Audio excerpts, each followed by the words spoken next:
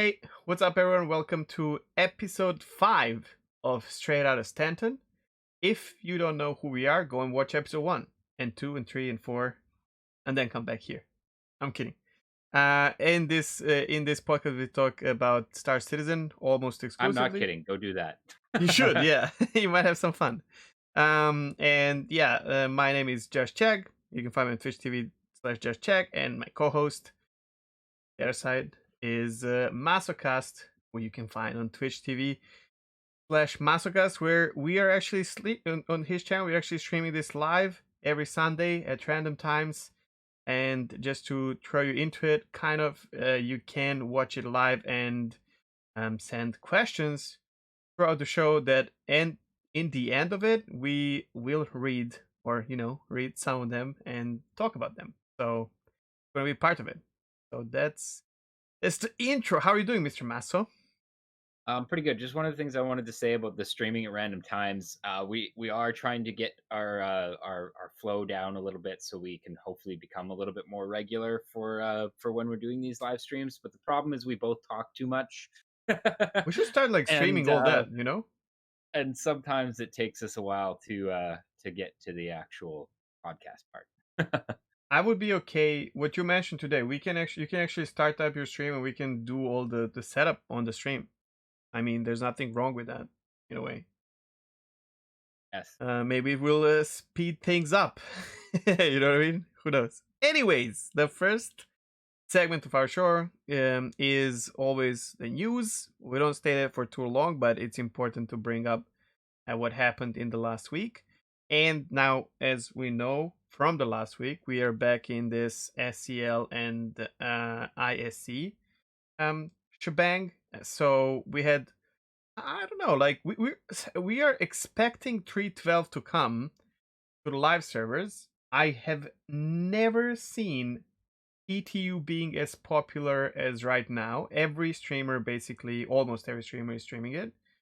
For a good reason.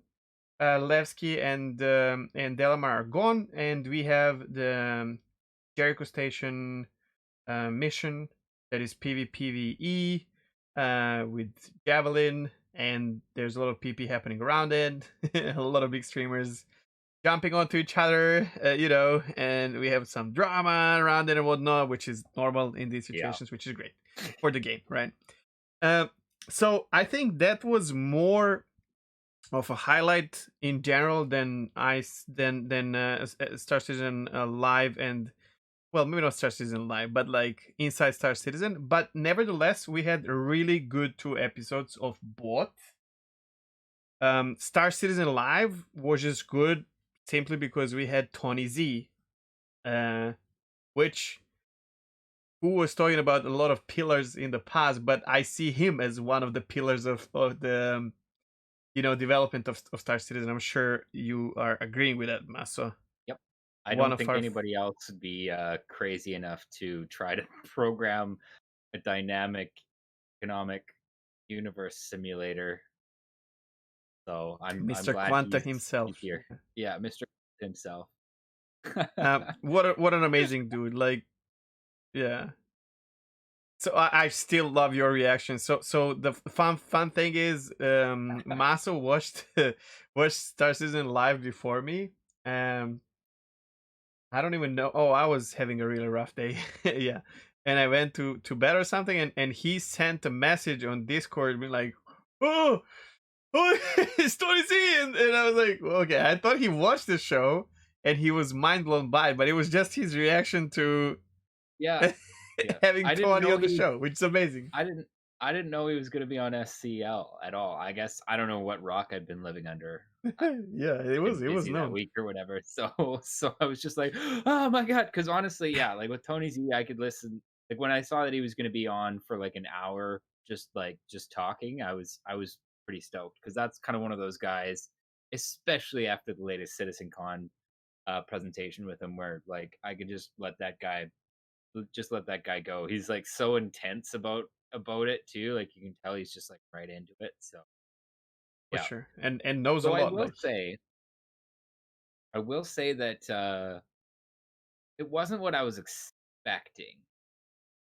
Um, I didn't realize he was gonna. I didn't think he was gonna basically talk about Xenothreat and stuff like that. Mm, Or as heavily as he did. So yeah, like it didn't feel as I don't even know.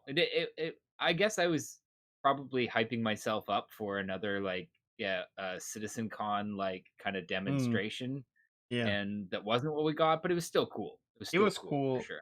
But yeah, when you have Tony or Papi, like who is my favorite to listen to, you always have these through the roof expectations for a good reason because these guys they're good to listen to because they don't need Jared to direct them. They Yeah. know what they know and they know what they want to say, and no one has power over that, right? Well, and Jared can't tell them what not to say No, because and you they could outrank see him. it. It was so fun. Like Yeah. like you see this Colando being like, Yeah. okay, Because like times Tony oh would say shit, something that was like maybe not spoilerish, but like yeah, definitely giving more information than they would probably someone else would, otherwise do. yeah, And you could tell like there was some scenes there where I think Jared was like, "Oh crap, the yep, community's yep, going to run with that one." yep. It And was yeah, some of my pickups were. It always impresses me. I don't know why. It's a normal thing, but how much these guys, even Tony, are in sync with what's happening on PTU between like different streamers, and like he knows he knows who is organizing pirate yeah, parties in yeah, pissing off which other streamers and all that, and it's like you can hear like he's not saying names, but if you watch these streams you know exactly who he's talking about. And yeah, I again, just like we said before, I think this is cool. It is like a very specific phenomenon with Star Citizen where we like it's normal. We are basically testing the game, um, and Twitch is like such a good platform for them to actually see what's happening. Which is not like always one-to-one representation, yeah. obviously, because big streamers can have large groups to play with, which a regular player cannot have most of the times. But it shows them like a lot of things, and it's fun. It's fun to be part of all that. I think kind of one of the things I liked sort of related to that too was Tony putting his kind of like official stamp of approval on people going off script Yes. too. Like you can't really side with Ninetales, but Yeah, you can help yeah. them. There are some of the I've heard that there are some developers, and I think Chris probably in general aren't really as in favor of some of these streamers um We can like go with Perks names. or Captain Cutlet, Richard, like trying to or Cutlet trying to all the take out the javelin and stuff like that, doing the like, fighting the javelin instead of fighting with the javelin against the Xenothreat crew.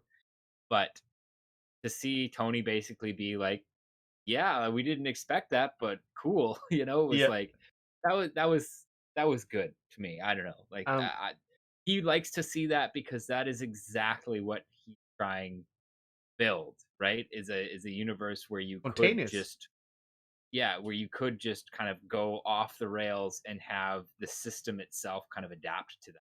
Which, and they touched yeah, on that where he said at some point where if let's say a certain faction, he used the exact one, but I don't know if it was like Xenotrat or someone else, is attacking the system, and n- players don't show up to protect the system. Well, mhm, guess what? The system will become Xenotrad's system. Like it is what it is, and then you're either going to have to like fight back for it if it's possible, or I'm sorry, like it is yeah, what it is. This rings CCP mentality to me, which is what I really always loved about EVE Online, where yeah, like the all same old thing that like rude awakening in EVE Online, where you learn how space is a dangerous place. Where if someone, I told you this, like someone leaves a container that anyone can yeah, loot, and yeah, you're a new player, it says new player free skin for this ship. whatever, Yeah.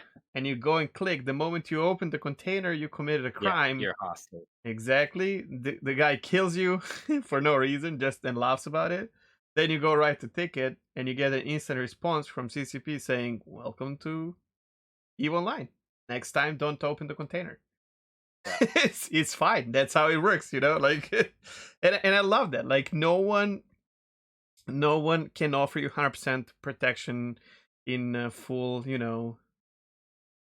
I don't know, like fully, like if you want to really immerse in a game like space game like Star Citizen, you need that fear.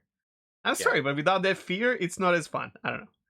I agree. I agree. I agree with that for sure. Like there needs to be some kind of some of that intensity. Well, and then also without that, you don't really without that danger, you're not encouraging players to think about their actions and prepare, which is essentially Star Citizen's MO, at least as far as we've heard 100%. from CR downwards.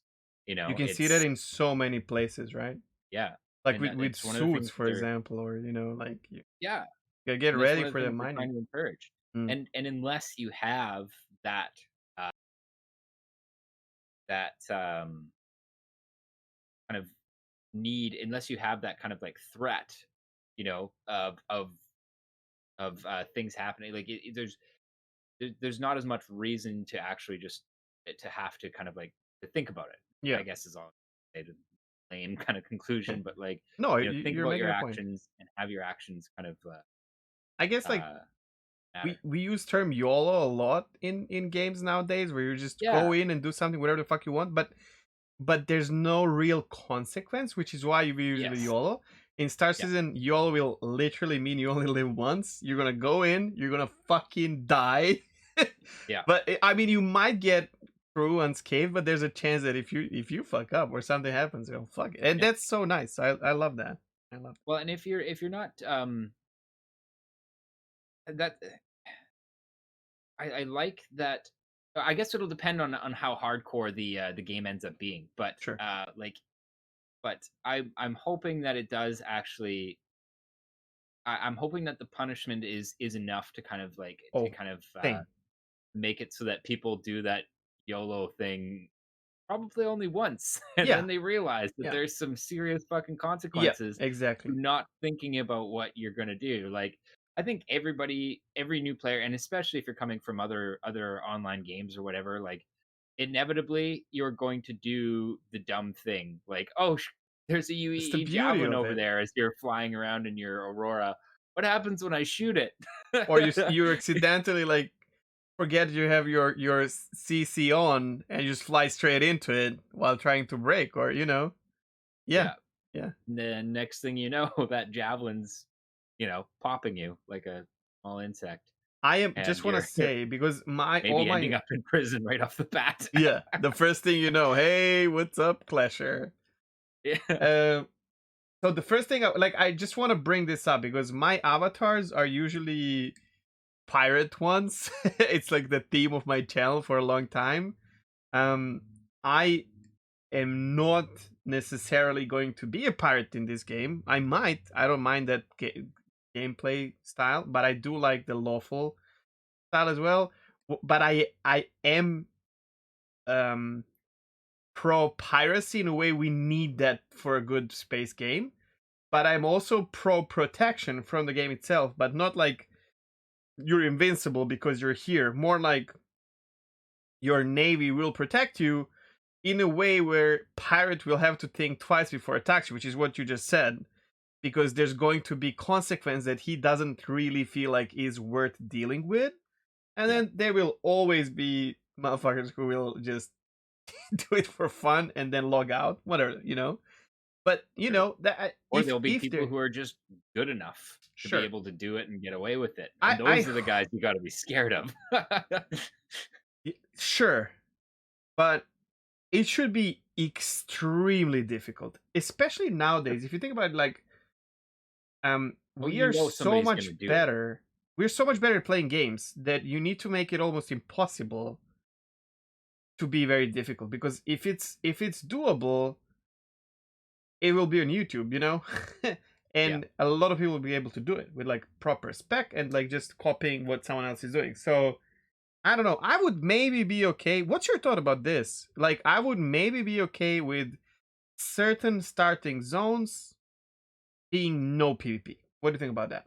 Like, Not gonna happen. I think it will. Mm,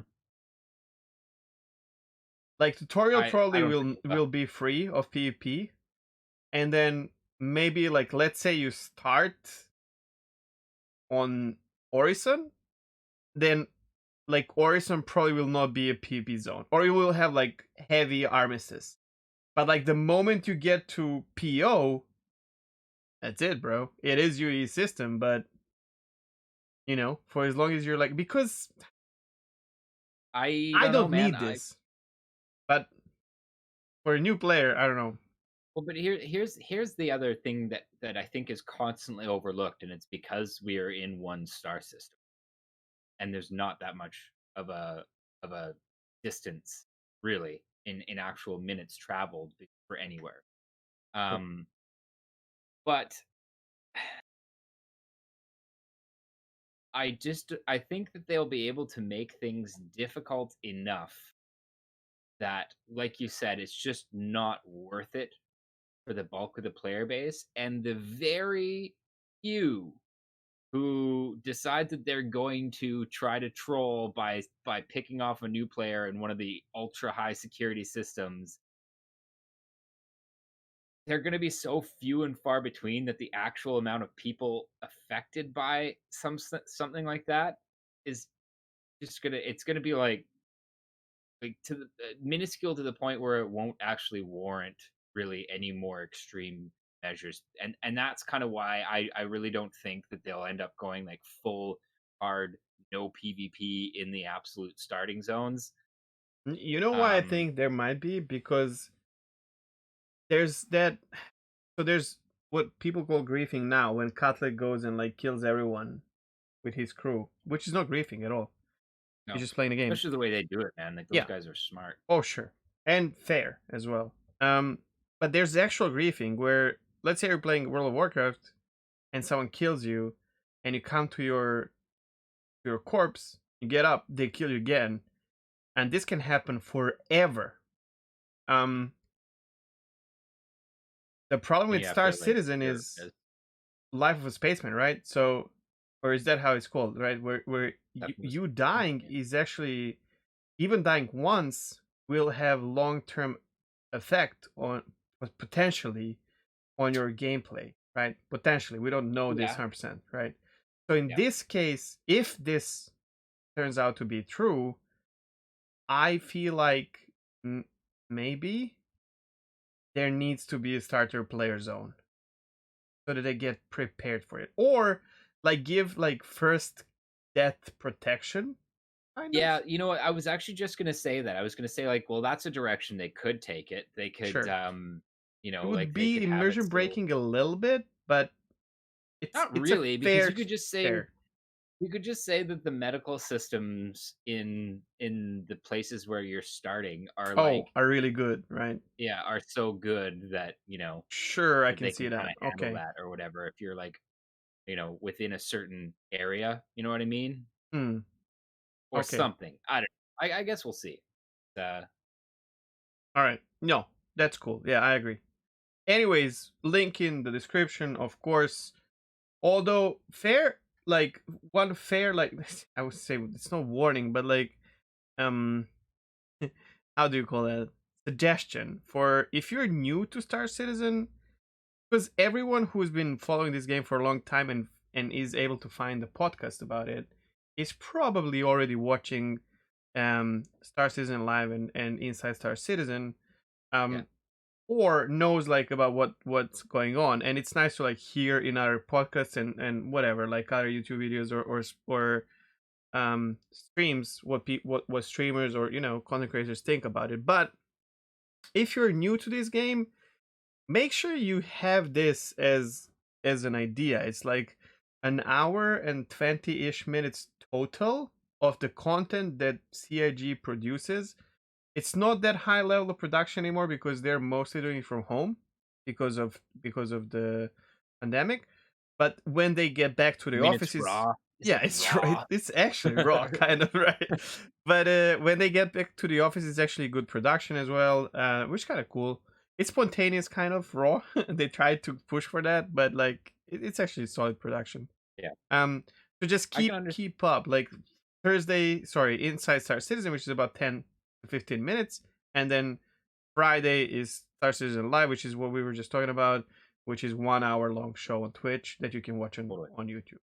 And if you are new and you find Star Citizen Live really boring or over your head, don't worry about it.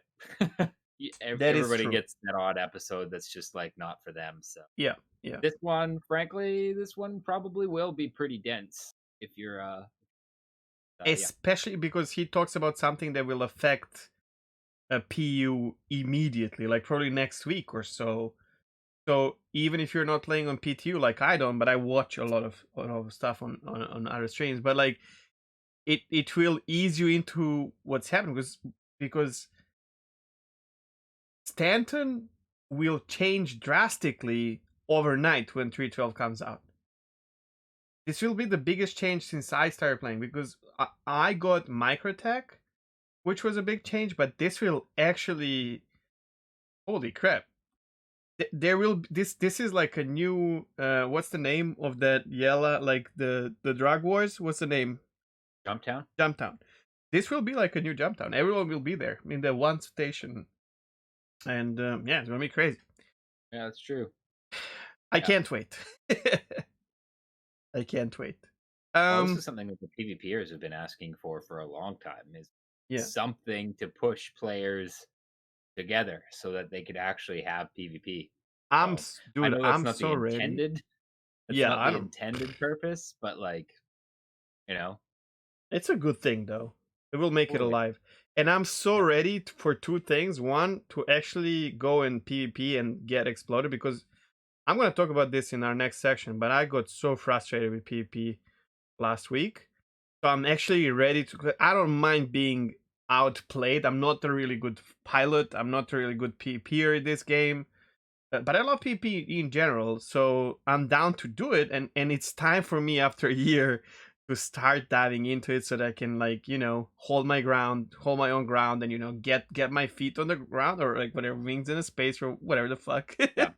uh, I hear that. I hear that for sure. Though I will say that I'm still personally waiting just for the network side of things to mhm, be in a sure. better state because the desync really kills it for me, man. Like, True. but you're right, and like at some point, It gives you an idea at least. yeah, and yeah, I mean that's fair. Um, I I'm not a big PvPer, but I like PvP, A kind of brawl, like you, and or- I do like. There's a lot that I need to learn for sure, and I want to. I just want to do it in a place where I feel more like I'm getting owned by somebody else than owned by a server. true. You know? No, it's 100% true. And then there's other things. People who actually do PvP, they know a lot. Like there's a lot. Like you need good components. You need to deal with Yeah, your shields, which is not difficult. You just need to know how to do it, which the yeah, game does not teach you. But these things you can learn. But then they have a way where they move their ships in a certain way yeah.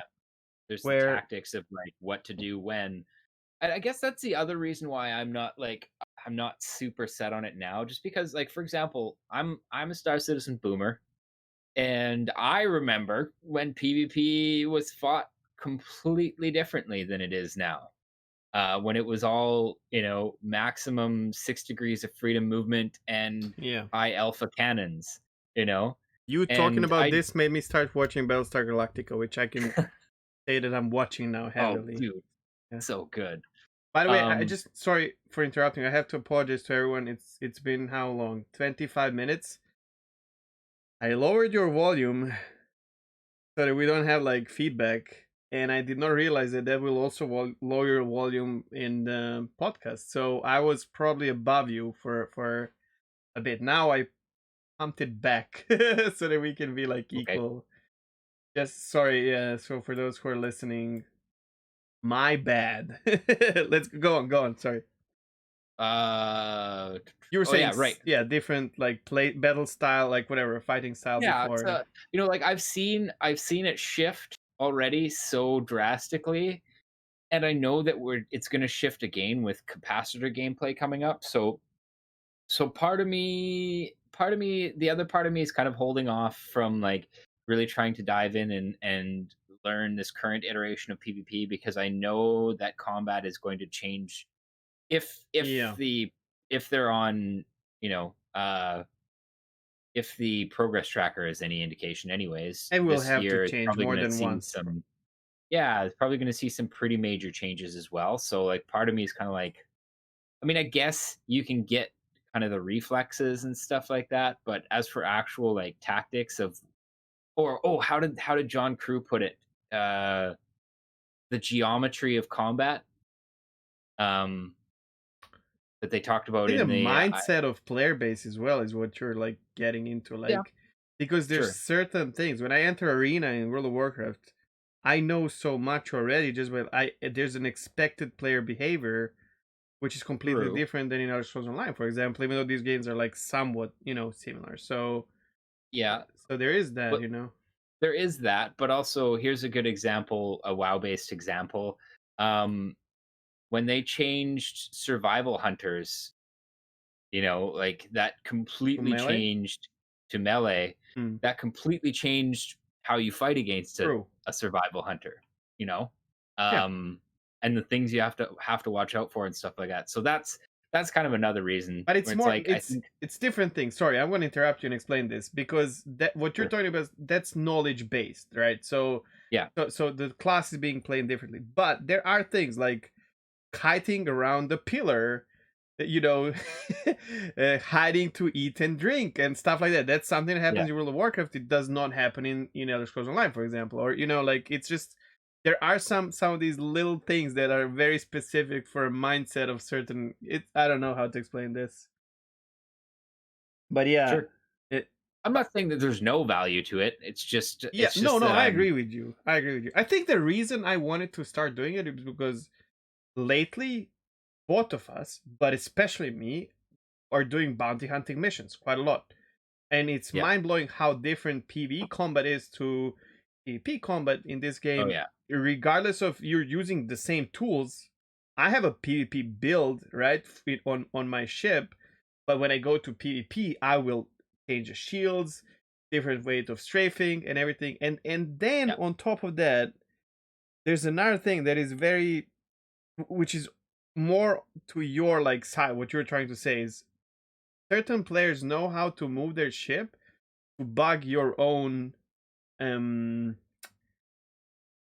targeting device. So you will actually be missing 100% of shots because of how they are moving around. So Interesting. which I did not know until recently that I saw in a couple of streams That's and someone explaining and whatnot. That's Are you talking about boost juking? no. Specifically where you're, like, pulsing because that's the way it used to be is that you'd pulse the boost button, so it would cause your pip to judder when somebody's There's looking that. at Like you. your pip is like jamming, but the problem is that also now that people are making like scripts where you're like moving, I don't know, like strafing up, down, left, right in a way, and it's just constantly doing this on scripted or something. I don't know, Mhm. guys. Just I've never seen this. I've never done this. I was We're both vaguely noobs. yeah yeah. So don't.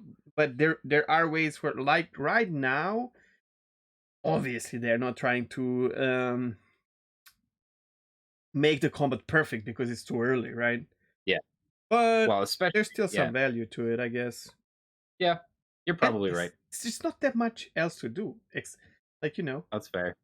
except for playing Star Wars games. I'm looking at you. Yeah. We're gonna get to that, but okay. So Let's do before, ISC. yeah. So the other show that we had was ISC, which is Inside Star Citizen. This is a very short version. This one was about logos. Like the first half was about logos in the space, and it's like one of those when you see it, you're like, whatever logos. But the truth is, and it's very It well is pretty explained. cool. It's Yeah. so important. It gives depth to the game. It makes it more immersive, more alive. We are recognizing so many logos in the game already. You know Yeah. what's the name of the burrito? You know you know what Yeah. weapons you're using, you know your ship logos, you know all that. So This is something man, I'm doing it again where I'm just like tangenting, like we haven't even got on to news yet. it's But fun. this is something I've said a few times on a couple different shows, and that's that I have never played a game before in my entire life that has had branding in the game done so well. Really? Insofar as like, yeah, Never? just like no, I really don't I think so. played But like, one what's that? Fallout. Oh, Nuka Cola? okay. Sure. Okay, but that's not really what I was getting at here. Okay. It's that is that the brands in Star Citizen inspire a sort of brand loyalty in the people who are playing, and that's pretty awesome when you think about it. You're talking about ships mostly, right? Yeah, ships, Like I weapons, love like misc ships. Like that's my choice. exactly. I love What other CF game have you weapons. played? So Yeah. actually Well, Bearing, Fallout. yeah, Bearing. Actually Fallout, but I have Oh, like okay. strange connection with it where I'm like when I play like I dude, like Nuka Cola was a thing for me. That was like, man, I want to live in a world where Nuka Cola is a thing. Even like there, this evil corp and all that is like bad and what, but it's like there's something about it. And there's more. I'm not gonna go on. I'm not even playing Fallout that much anymore. But like, and in reality, I am a huge fan of Fallout 1 and 2. I don't know if you've played these games, but they're like top bottom, like 2D plus. Yeah. Yeah, I Um, remember them. Yeah, and even there you had like the currency is Nuka Cola cups. I don't know if you're aware of that, Yeah, but like bottle caps. yeah. Yeah. And then as it went on to like 76 and all the games before it, like 4 and that let's not talk too much about Yeah. it, but like there are certain brands that you recognize, and this keep in mind like this was way before when they started, but they already knew. Even in Fallout 1 and 2 you can see the commercial signs and stuff like that it makes it more alive. Because and that's what Yeah. they said, if you go to New York, the first thing you will see is advertisement, and Sure. certain advertisement you expect at certain points, and that makes it memorable, which is kind of fucked up, but that's how it works, and that makes it It's more true. alive, right? It makes it And you're makes right it about cool. like obviously those brands, added a lot of depth to a game like Fallout, but in Star Citizen you have this like brand loyalty where you have like Drake fanboys who Sure. hate Origin fanboys, and the Origin fanboys think that Drake, is like just like shit boxes, and like these this is something this isn't scripted. This was just them focusing on branding and design language and stuff like It's that so when they well built done. their ships. And not only are we recognizing logos of stuff like that, but we are like, like you have you who love misc ships, I love crusader ships, Mm. and like people like Paul from the Astropub who loves Castak arms and like everything they stand for. And like that's crazy. Like that basically brings the players into the universe and lets them create their own depth in And that it makes universe. that niche thing that we can't have in real life because it's not good, but in a game is okay. Being fanatical about the brand, Yeah. Yeah, you know yeah, what I mean? yeah. For With sure. Yeah. no consequence, man. Just enjoying that part, which you should not have in real life, right? Well, we Yeah. do have it, but like it's not. You're a When you Beamer get driver, right? So, yeah, you, you know what I mean. Like if you like a yeah, certain brand of cars, I guess and that's that's fair. to be fair. I'm Buying a ship in Star Citizen for real money. I've never. This is something I've never felt before. It feels like buying an actual car. Yeah, well, people Do you people agree with form that? that Like, same connection. I think it's you're right. Like sick. you They form did the it so same well. I don't connection know. Holy shit, that dude. yeah, and that's something I've never experienced before Never. in other games. And like for the most part, for me anyways, I'm kind of more of an anti fanboy now, but like yeah, but as far as like I just go with what I like and what does the job that I want. But yeah, you're right. Like at one point in my Oh, life, but I we all definitely know was a that Beamer feeling. fan. That's what I'm saying. Yeah, Yeah, yeah, yeah. yeah. And before that, I was an AMD fanboy, and before that, I was an Intel fanboy, and et cetera, right? I So am the ace. I'm still aces. You know.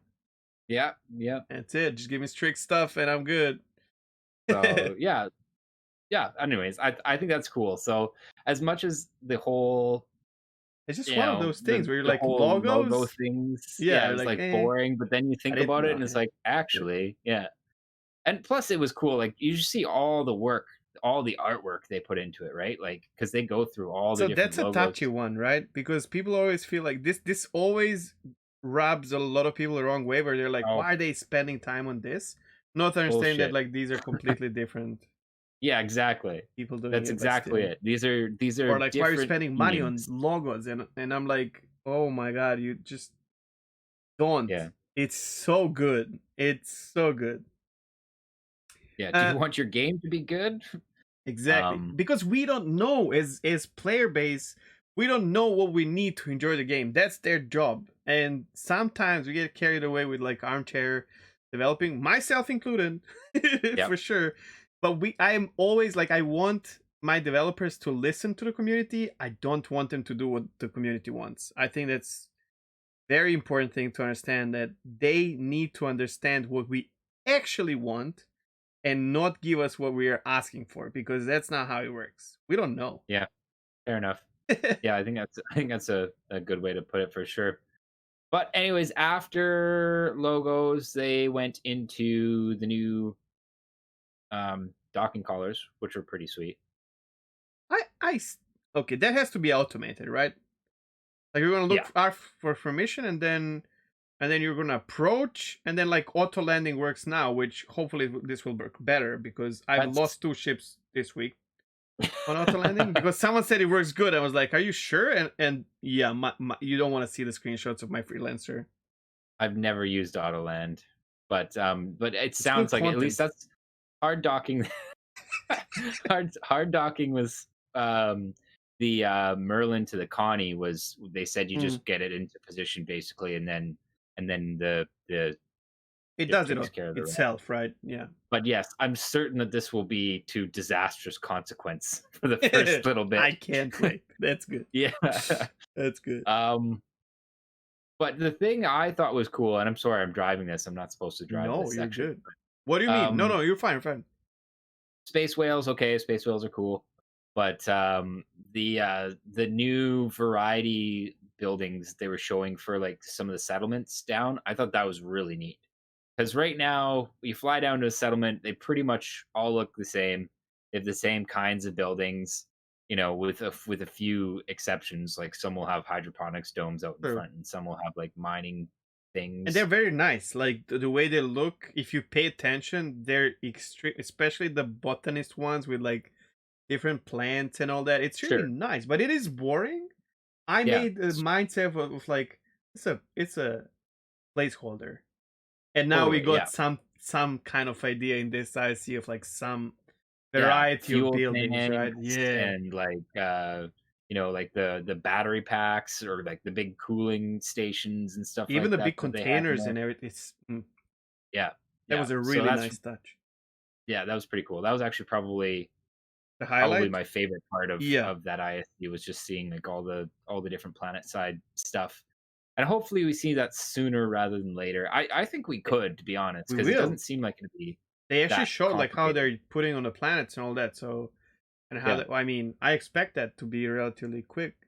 I think that's also one of the reasons why Levski is gone because they want to populate planets more. But I don't know. Might be wrong. That's something. Well, that's down to oh actually I guess that's an actual topic. So maybe we'll go back we'll go back to Okay, that. sure. But But okay, I'm just gonna yeah. touch on the whales. So the reason I said Okay. whales is because there was a sneak peek preview this week, and I was so confused. Someone in my Discord actually said it's Jar Jar Binks. I don't know if you've seen it. Yes, And I I was have. It like, does kind "What of look is like that. this?" And I was like, "Oh God, that's the statue." So they're working heavily on Orison, and the sneak peek preview is actually the bronze statue of a space whale Yeah. that will be in Orison, which I don't know. I'm an optimist with this. Hopefully, we get it soon. Like, I'd like to see We that can talk place. about that later. That's Yeah, another yeah, topic. sure, sure. Or But that's that's why, another like, topic. they showed that as well. Yeah. Mm, okay, So you want to go with what you did? Yeah. Because it's gonna be quick. So next section is like, what do we do in game? What's happening? What are people doing? And I have a confession in that I have not been playing at all this week because I rewatched the last episode of Mandalorian with a friend of mine, and then I kind of got the nostalgic feeling for Star Wars: The Old Republic, and that's been my week. I jumped back into Star Wars hard and have just been like just kind of enjoying that, which is fine. We're allowed to play other Of games, course, but yeah, it's fine. it's Of just course, been it's fine. I've just yeah. There's a lot of nostalgia there. Like I guess, and I realized this when I jumped into it is that You miss an I MMO. haven't played an MMO like style game Yeah, in a long I've been time. crying about this for so long because I'm not having that good feel from any of the MMOs I'm playing right now that I had with World of Warcraft and EVE Online for such a long time. But since I've been playing World of Warcraft for 16 years, I try going back and forth, and the new expansion is good, but I just don't get a kick anymore. Hmm. And I've been I just waiting. Sorry, go I for it. really like the button mashy like DPS rotations and In Star Wars or yeah, World of just in Warcraft. general. Oh Like yeah, it's yeah, just in yeah. MMOs. Like True. I like that style of game. It's really satisfying for me. And man, I didn't even mean to play it as hard as I've been playing it, but Do you think and it? the other thing is that like the stories and the voice acting in that game are Yeah, legitimately good. Like every class has its own individual story and individual cast of characters and stuff like that, and it's legitimately good. Like I remember the voice acting being like kind of cheese, and it is sometimes, but it's a lot better I mean than it's an MMO, so just having remember. everything voiced is a big plus, right? Oh, yeah, Do you seriously, think like it's it's it's friendly for a new player? Like I might download. I made an account when it came out. Tried it. It was like World of Warcraft on steroids, and my rig was not good enough, and I never played it again. And this was long ago. But like, if I want to try it, do you think a new player would actually find their way in it, or would it yeah. be like too confusing? No, I I have, don't think so. You've got so much MMO I experience, like do, you'd yeah. have no problems at all. It's a lot of the same stuff. It's like, quests, doing the quest, handing the quests in, like Fair. it's the same kind of action bar based mechanics. It's just I, the, I'm I'm the personally stories, this man. limbo, The stories man. are so good. Where I do it. I do it. Like it's no, I'm free. gonna It's try. free I'm to gonna play try. right now. Sure, sure, sure. Yeah, Yeah. try. And like all the different classes, like I said, they're really fun stories. I especially liked the Sith agent. Um it's it's cool, man. Like it's very much like, and I don't know, maybe this is kind of insensitive in this particular era, but it's kind of like Nazi James Bond. And Oh shit. Okay. man, yeah, you're like evil James Bond basically. Yeah, I did not And expect that. Wow. it's so good. It's probably my favorite It's like storyline out filled of with them, dark but humor as well, I would assume. can be, yeah. Yeah. Yeah. Okay. Okay. Yeah, well your character absolutely as an agent is definitely more dry than some of the other ones, but yeah, it's really fun. I would give it a go for sure. I will. I And will. then I would say if one character isn't grabbing you or you're not getting Try the into the other one. story, try another one Reroll. just Got you. because I mean, there's so much I will probably variety. stream it, so it's fun. Like when you just do it Yeah. with an audience, it's always fun. I will say one thing. I have a problem because I'm in this limbo, missing a proper MMO, and I know like I'm really waiting for the new world to come, but also my MMO of choice, believe it or not, for the future is Star Citizen. So, Yeah. and Yeah. I can't wait for that. But the problem that I have with I'm back at like full on playing Star Citizen every day, streaming. But to avoid the, especially like these are the worst parts for me, and I'm sure for many people, when the new patch is about to hit, and you have some kind of idea about, like, it's not even expectations. It's like, okay, when this patch hits, I have this goal to do. So for me, Yeah. I want to start playing with other people from my community, like bounty hunting missions. I told you that. Like so I Yeah. but I want to wait for the patch because the spawning will be better and whatnot, right? Well, at least we think it will be. Yeah. The Hopefully the problem, DC will be a little better. yeah, exactly. And the problem that I'm having with this is I usually stream 6 to 8 hours a day, which usually was 6 to 8 hours of Star Citizen a day, which is a lot, and you get tired of it and all that, and you don't do much, right? But it's it's still an enjoyable experience. And Yeah. now to avoid this, I've split my streams where I start with another game that I play all the time, and everyone should try because it's free and great. It's World of Warships. So I would play like 2 3 hours of World of Warships to start off my day.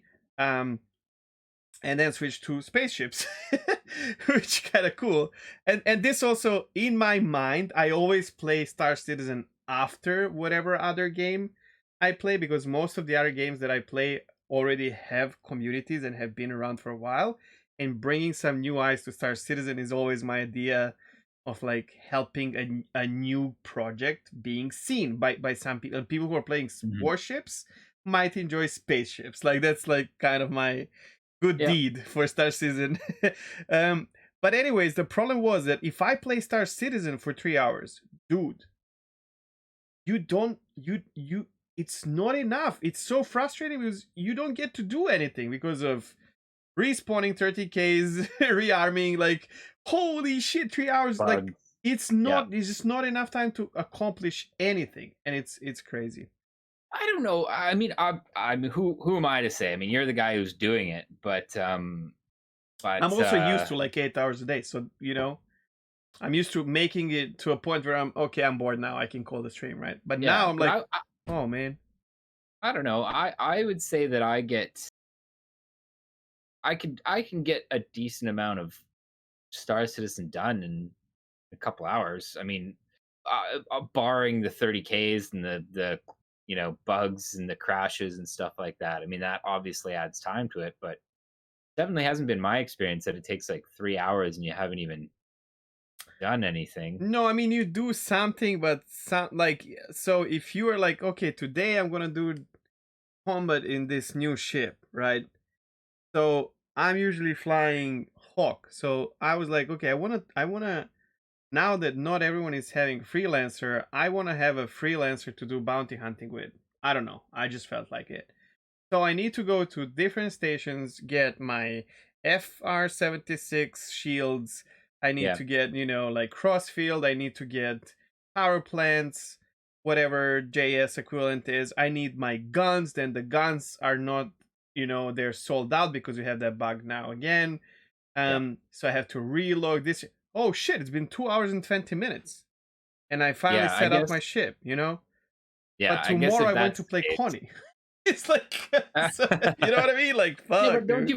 you don't find that eventually like you just get to a point where you're set up? Like I don't know, like for me, Components are disappearing, dude. That's the problem. oh yeah, see that hasn't been happening to me. I've been really lucky in that I case. know. Me too, but not anymore. Hmm. So I have another big issue, which is my personal belongings keep disappearing more and more. And I rebought. I talked about this last episode, where my Novikov armor and tractor beam and stuff like that, like multi tool, like everything is disappearing little by little. Um, and I rebought most of the stuff, and I spawned without Mobiglass, so I had to change gender of my Ooh, character and log back yeah. in. And guess what? I have one undersuit, random pieces of. I'm like a circus, right? Like if you see a dude with like 10 different colored armors and like half heavy, medium, light, whatever the fuck, like that's me. Hi, because I Yeah. can't go around and buy shit anymore. It's just fucking. Dude, that's brutal. Like It all those is. persistence issues. Like this is Yeah. something you've been struggling with since what, like 3.9? Mm. Yeah. Like Yeah. I think that's 3.9. rough. That's rough. And that's why honestly, like when you're talking about like how you like to kind of get get fresh eyes on Star Citizen. Well, we had this conversation not too long ago either, just how, like there's a part of a part of me anyways that feels guilty when You bring a people, new person. yeah, just because I know how rough the Ma- experience can Man, be. I wanted to cry because of this. Because I hop on my starter account very often, and I invested a lot of time to get my Avenger Titan and Yeah. got all the components, and it's now ready to be used for illegal shit. Oh, it's your other account too, hey? I can't spawn my ship anymore, and I've Oh, invested so much time, so brutal. it's there, but it doesn't spawn anymore. And I tried gender change and all that, it just doesn't spawn. And yeah, I'm like, I'm it's so sad because I'm not playing that account anymore. And if that Well, was my only yeah. account, I wouldn't have played game anymore. Like it's that simple. I've invested, let's say, 10 hours to get an Avenger Titan with an Aurora and all the weapons and shields and all that stuff, and I can't spawn my Titan anymore.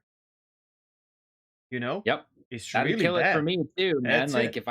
if I were a new player and I, went and grinded out all the money to get like a new ship, bought my fancy new ship, and then all of a sudden I wasn't able to spawn it, yeah, like I'd be like, all right, well, It's really rough. I'm done. See ya.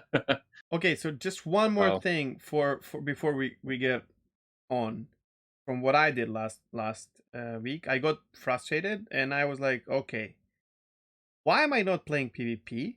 And I was like, I'm done. I'm a PvP player now. Okay, so I've set up 2 ships. My Hawk was ready for PvP. My what's the name? Freelancer was ready for PvP, which is really bad choice. But I don't give a shit. I don't give a shit, and I yeah, I don't care losing my ships to PvP at all. Like it will piss me off, but I'm okay. I'm okay if I get pirated. I'm okay if I get killed for no reason. I'm okay if we brawl and I die. I don't mind any of this. I get pissed off if I get 30k in the middle of the fight, obviously. But yeah, there's yeah. something more frustrating. So there was a French streamer, no names, who had a bounty on their head, and they were heading towards Korea, where you can clean your crime stat, right? So I jump there, and I get there before them. So they're slowly approaching Korea. I fly in with my little hawk, and I start engaging, and they jump out. So I follow them. I get to the OM wherever they are. They jump out. All this time, there's their friend in Warden following me. So they jump back to PO. I jump to PO, and I'm waiting to see what's happening next. So then he just lands, doesn't do anything, and I was like, okay, he still has a crime Wait, stat. He what? has to How go does he to land at Korea. PO with a Maybe did crime not land, stat? but maybe it was like under station, whatever. Like, but we were there. Like, there was Oh, that blue warden following me, sentinel, and he's Sentinel, red yeah, definitely. yeah, So I was like, okay, this is already fucking annoying. It's been like yeah. 14 minutes of me jumping. Welcome to PvP bounties. Yeah, and so I jumped back to um Korea because he's gonna get to Korea, right? Like in the end, like that's Yeah, where he was headed. And I was like, I'm gonna turn off my engines and everything, have as little signature as I can. I don't care. He can kill me because I don't have shields. Whatever. Just something needs to happen. The Sentinel obviously comes to Korea first to see, and he finds me. oh and shit, he still found you, hey? yeah, and then he was like Oh, what's the name? pulsing Pulsing, yeah. So or pinging, then pinging. Yeah, yeah. I in the general chat I was like, okay, dude, I am going to stop chasing you. Whatever, you can come to Korea. I'll go back to PO. But like, I don't get it. Why don't you fight me? You obviously it's you and Sentinel. I'm in a fucking hawk. I'm not even a Yeah. good PvP player. I told him that. Like, I just want to brawl, and you're red. And he said, I don't know, man. I don't feel like fighting right now. And that's it. Like if someone doesn't want to fight, there's nothing you can do about it. Like there's nothing you can do about it. This is It's this is so what frustrating. PvPers have been saying I'm for saying a bring long time. torpedoes back because No, oh boo. fuck yeah, no one was running away from my tally. Holy Yeah, but shit. it's so cheese, man. That's Well, not and this fun is not PvP. cheese. This is not cheese. No, it This is motherfucker, cheese, but he deserves a no, torpedo. That guy no, he deserves a doesn't. torpedo. Yes, he does. No, what he deserves is for there to be some meaningful way to like we were talking about last episode or the episode before, web somebody. Um, you know, like they need inhibitors to be a module that you can put on similar to the Cutlass Blue, like how to make it so you can't run away from them. You can't pull somebody out of quantum. You know, like that's what we need. We need the emphasis on the gameplay to allow you to basically snag somebody and force them into conflict instead of them being able to perpetually run away from you. And bringing torpedoes back is not the The answer. only way, Maso, you would be able to do this is if snare is an actual missile. Because you can't catch someone. Like if they decouple and go like full speed, you can't catch them. Because all the ships are fucking same speed. It's kind of crazy. Yeah, well, yeah, More or less. that's You know what I mean? Like you just can't. that's evidence of a desperate need to gameplay changes as well. And you know what? Like they could just make it so that inhibitor field is like 5 kilometers. Yeah, but it You would know, affect 10 other kilometers. people, you know? Like what if he's Sure, it in would. PO and you like affect like everything in turrets and then you get blown away in prison? Sure, but you're not chasing everything else. So if somebody else needs, it's not hard to fly 10 kilometers if nothing's chasing you. So there's an inhibitor field over PO. Oh well, it's not for me. I'll just rock it this way and I'll get out of that in seconds. This is when And I felt like crying. I agree with you, but if there's webbing, yes, but it needs to be working as well. After yeah. this took an hour plus. After this, I was like, what? And I was like, okay, now I understand Dark Law 100% why he Yep. always has crime stat so that people come to him and fight him. Yep. You know, and then he gets a good fighter rarely or a bad fighter, but at least he gets to play with his prey, you know, and learn and, you know, joke around. And he's not the only one, obviously. Kudos to Darklo for amazing flying and PP skills, obviously. Moist Noodle, same Noodle for sure. Yeah, we can go on. Like, there's so many really Cutlet. good. Yeah, Cutlet is not a good pilot though. He says that all the time. That's what pisses him off But more than no. But he's the kind of guy who's constantly looking for a fight. So Oh no, he's looking for gain. He's a real pirate, dude. Like he's a real pirate. Love him or hate him, he doesn't give a shit. Like I was watching him fighting someone and he was like, oh shit, and he just runs away to repair. He's like, he doesn't care. And then people start talking shit about him. He's like, what do you guys want? I said this so many times. I'm a shit pilot. I'm not good at PvP. He's gonna bring 3 guys to kill you. You know what I mean? Like, no. sure, okay, Which is super cool. I love that. Darklaw At and any Moonfall, rate, like, oh, holy shit. I understand your PvP frustration. This PvP frustration has definitely been around for a while, and man, like I will say, seeing bounty hunting on the progress tracker as something that's like scheduled for some improvements, holy fuck. I'm really curious to know what those are because It's gonna be rough to make this work. I don't even bother. I Even know, though, like I but said, I'm not a major PvP or whatever. Like PvP bounty hunting, I've seen enough of it. I've tried enough of it to know that right now it's fucking boring because all you're doing is chasing somebody around in quantum. keep jumping, Like, yeah. Maybe yeah. cooldown of quantum jumps or something. I don't know. So I'm just gonna finish this. Like the end of my frustration was this is when I was like, okay, I understand why they're doing what they're doing. I'm gonna log off to my alt account where I'm unlawful anyways. I'm gonna sit in my Titan and commit the crime and go somewhere and wait for someone to fight. And they can kill me, I can go to prison, but at least I had some PvP. Yeah. And I couldn't spawn my ship. So I was like, okay, man. Brutal. This game can KO you like no other game. You know what I mean? Yeah, totally. That is true. Oh This shit. game can fuck you right up. Yeah. Not to mention, I was already like in a really bad state mentally, and then just like holy shit. Anyways, I Yeah. still love the game. Don't get me wrong, but it Yeah, can for be sure. difficult. Definitely needs some work. PvP needs some attention badly. But again, I mean, just hearing about John Crew and their combat summit, man, that as Yeah, much as like there's been some criticism saying that it's pretty vague.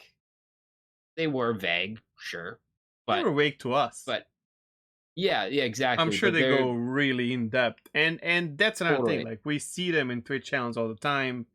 Even I think someone, maybe even him, someone was in PTU fighting Burks recently, mm, and then got into his channel. One of the guys from the team from Vehicle Experience team, I think, where they were like trying to figure something out with him, which is super cool, man. Like because you can see it yeah, right there. They're trying on PTU as well and yeah. PU sometimes. That I mean, Yep. amazing. Yeah. And the main thing I liked about all of that, just to go back, I know I've said this before, combat geometry. Oh my god, positional combat to me has always been the thing that I have found the most satisfying about like space sim combats and stuff like that. And that's basically where you maneuver yourself into a favorable firing position. You outmaneuver your opponent and get an You opportunity to put damage into them. That's the you need to kind of play World of Warships, my friend. yeah, probably It's yeah. all about That's positioning, not like yeah, all. And you can break down an armor of each ship to see like the plating of like each ship and how deep the citadel is and all that, so that you know how to position yourself. And you need to know the other ships, like what type of shells they have, if they can yeah. penetrate which part of your ship. So you would love that. Like if I you, probably would. Yeah, yeah, I probably would. But specifically in space games and stuff like that, back growing up, actually, I used to play PvP a bunch, like wherever possible, with these sorts of like space style games. And there's very few situations or very few gameplays. No, it's hard very because few it's so situations fast, where dude. It's where FPS it just basically. yeah, but it feels so good when you're like when you manage to outmaneuver somebody, you end up right behind them and you're like, Sure. "Goodbye, motherfucker." You know? Yeah. Like it just I feels I good don't and think I we're gonna want get that. They need I hope we to do. they need to It won't be dropping in on their tail World War II style, which, I also played a ton of World War II games growing up. sure. Um, but you've watched Battlestar Galactica, like that's still very positional combat. And That's on rails, buddy. That you will have in Squadron 42. I don't know. There's Even no way you're gonna get it in this against game a human. in PvP, back again using John Pritchett's flight system, so this would have been a while ago. Positional combat was definitely a thing. Even in full 6 degrees of freedom, and I will admit that was much faster than the current flight system. But I'm really hoping that they manage to recapture some of that with this combat summit. That's my hope. Just talking about this, I think they're gonna change a couple more times. And I Yes, mean, yeah, all we can do is like trust in their vision and hope. and Yeah, hope that they can deliver what they want. And that we John like Cruz it, got right? a John Cruz got his shit together. I think he'll pull it off. At least I'm really hoping so. He has a good idea, I agree, but like making it happen might be more difficult than, Sure. anyone thinks. Honestly, I really think capacitors are going to help with that a lot. You know, um, Mainly because you're not just going to be able to hold down your trigger until your guns overheat. Like you're going to have to choose the opportune moment to get damage into somebody, which means that I really think that in and of itself will negate a lot of what we have right now, which is basically fly at each other firing or circle around each other firing It's just until jousting somebody and blows yeah, up. circling. But hear me out. I started using slower and slower weapons. And so back to World of Warships. Some battleships can fire with main guns once every like 40 seconds. and deal massive damage. And if they hit the citadel of a ship that is like, giving them a side, they will one-shot something with Mhm. enough skill and precision. But you can't waste your shots. So being able to Yeah. use like CFs or Gatlings and just like, you just what? You just hold it. Like I Yeah. think they should really think about like slowing down Ah, combat that way. can Like, cannons used to be the meta. Omnis and Omni, what is it? Omni 5s? No, I don't know. The size 3 Omnis, Omni cannons, and broadswords before that, the projectile cannons. Um, like that used to be the meta in combat, was like land those cannon hits. And if you weren't choosing to take your shots at the right time, or you were shit accuracy, you did really poorly. The yeah, people who were best were the people who knew exactly when to fire. And of course. yeah, That's what it is. You want World of Warship system because there's ricochet. If to an you're like, extent, there's I want some flexibility in there, I but know, but like you would have to think before you shoot, and your skill would improve yeah. you know. Well, that's I think what the capacitors are gonna I do, hope right? so. Like, I don't know. like you're gonna I don't have have to that shoot. vision, but that you do. It's I don't know. Honestly, it's something that a lot of previous CR games had too, right? Like like you'd have like a slider bar beside your reticle, and that's how much energy your guns had Yeah. available to them. And then when you'd fire, it would go down, down, down, down, down until you're out. That's what it's going to be. It's going to be the same thing, and then it's going to take time to recharge. And I think that'll be good. I think that'll add a lot to the gameplay. At least I'm hoping. No, I can Yeah, see that being like if you have to wait for opportune moment to discharge, your ammo, and then kind of try to avoid an escape until a next moment where you can actually whichever way you like distribute your fire. Yeah, if we need to think before we fire, that's gonna be such an improvement. Like, I don't yeah. know. All right, let's get on to the next one, which is a very light topic. Oh shit! No pun intended. Oh god. That was so bad. But it was really not intended. I have to step away from the keyboard just momentarily, so I'll let you just intro this, and I'll be No right problem, no back. problem. So basically, this one will it touches softly on what we talked about. What was it? Inside Star Citizen, where there was a nice shot of the Crusader Hercules, which we expect to come in the game very shortly, where they showed different types of lights in different states for the ship. So we had auxiliary lights, um, like I don't know, the danger ones, the regular ones. So that's what we could see in ISC. So talking about this before the show, we came out to the idea of like just like having that as a topic, like how are lights affecting our gameplay. Um, and I kind of want to open with this. Sorry, Maso, while you were away, I was just saying how we came to the idea through the ISC Hercules light shots of different states. Um, so here's the thing. The fact what you brought up before, the fact that you enter the ship and the lights are off completely, especially in some ships like Constellation or Reclaimer. Cutlass This Black is bad for it too. Atlas Black, although that one is kind of smaller, but still, Sure, but that cargo it's hold is like pitch oh black, and the color of yeah, the metal doesn't help either. no. So it's really frustrating. And then I was hoping when this was like the best day ever when they brought Crusader Mercury and you had a fucking switch.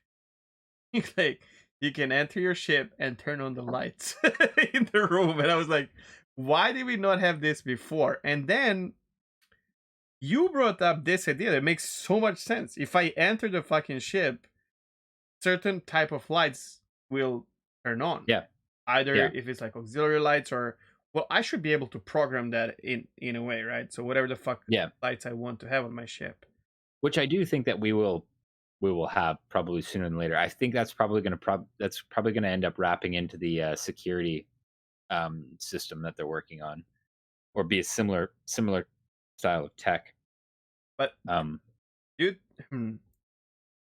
see, I think that's a great idea. I'm not sure they're going to implement it because why would they develop light switches on Star Runner if that's going to be a thing? if you could do it like from your Moby Glass. Or just program your ship to like respond with lights to certain things, like opening doors or cargo hold or stuff like that. I don't know. I think in general, I think they're just trying to move towards a using switches for a lot of stuff. So But they I just don't know. made a switch. They just made a switch for lights in MSR. Yeah, but they've also they've been working on switches and panels in general, right? Like, with building blocks and stuff like that. So it stands to reason that light switches be one of them. But the reason that I thought that this was worthy of actually talking about personally,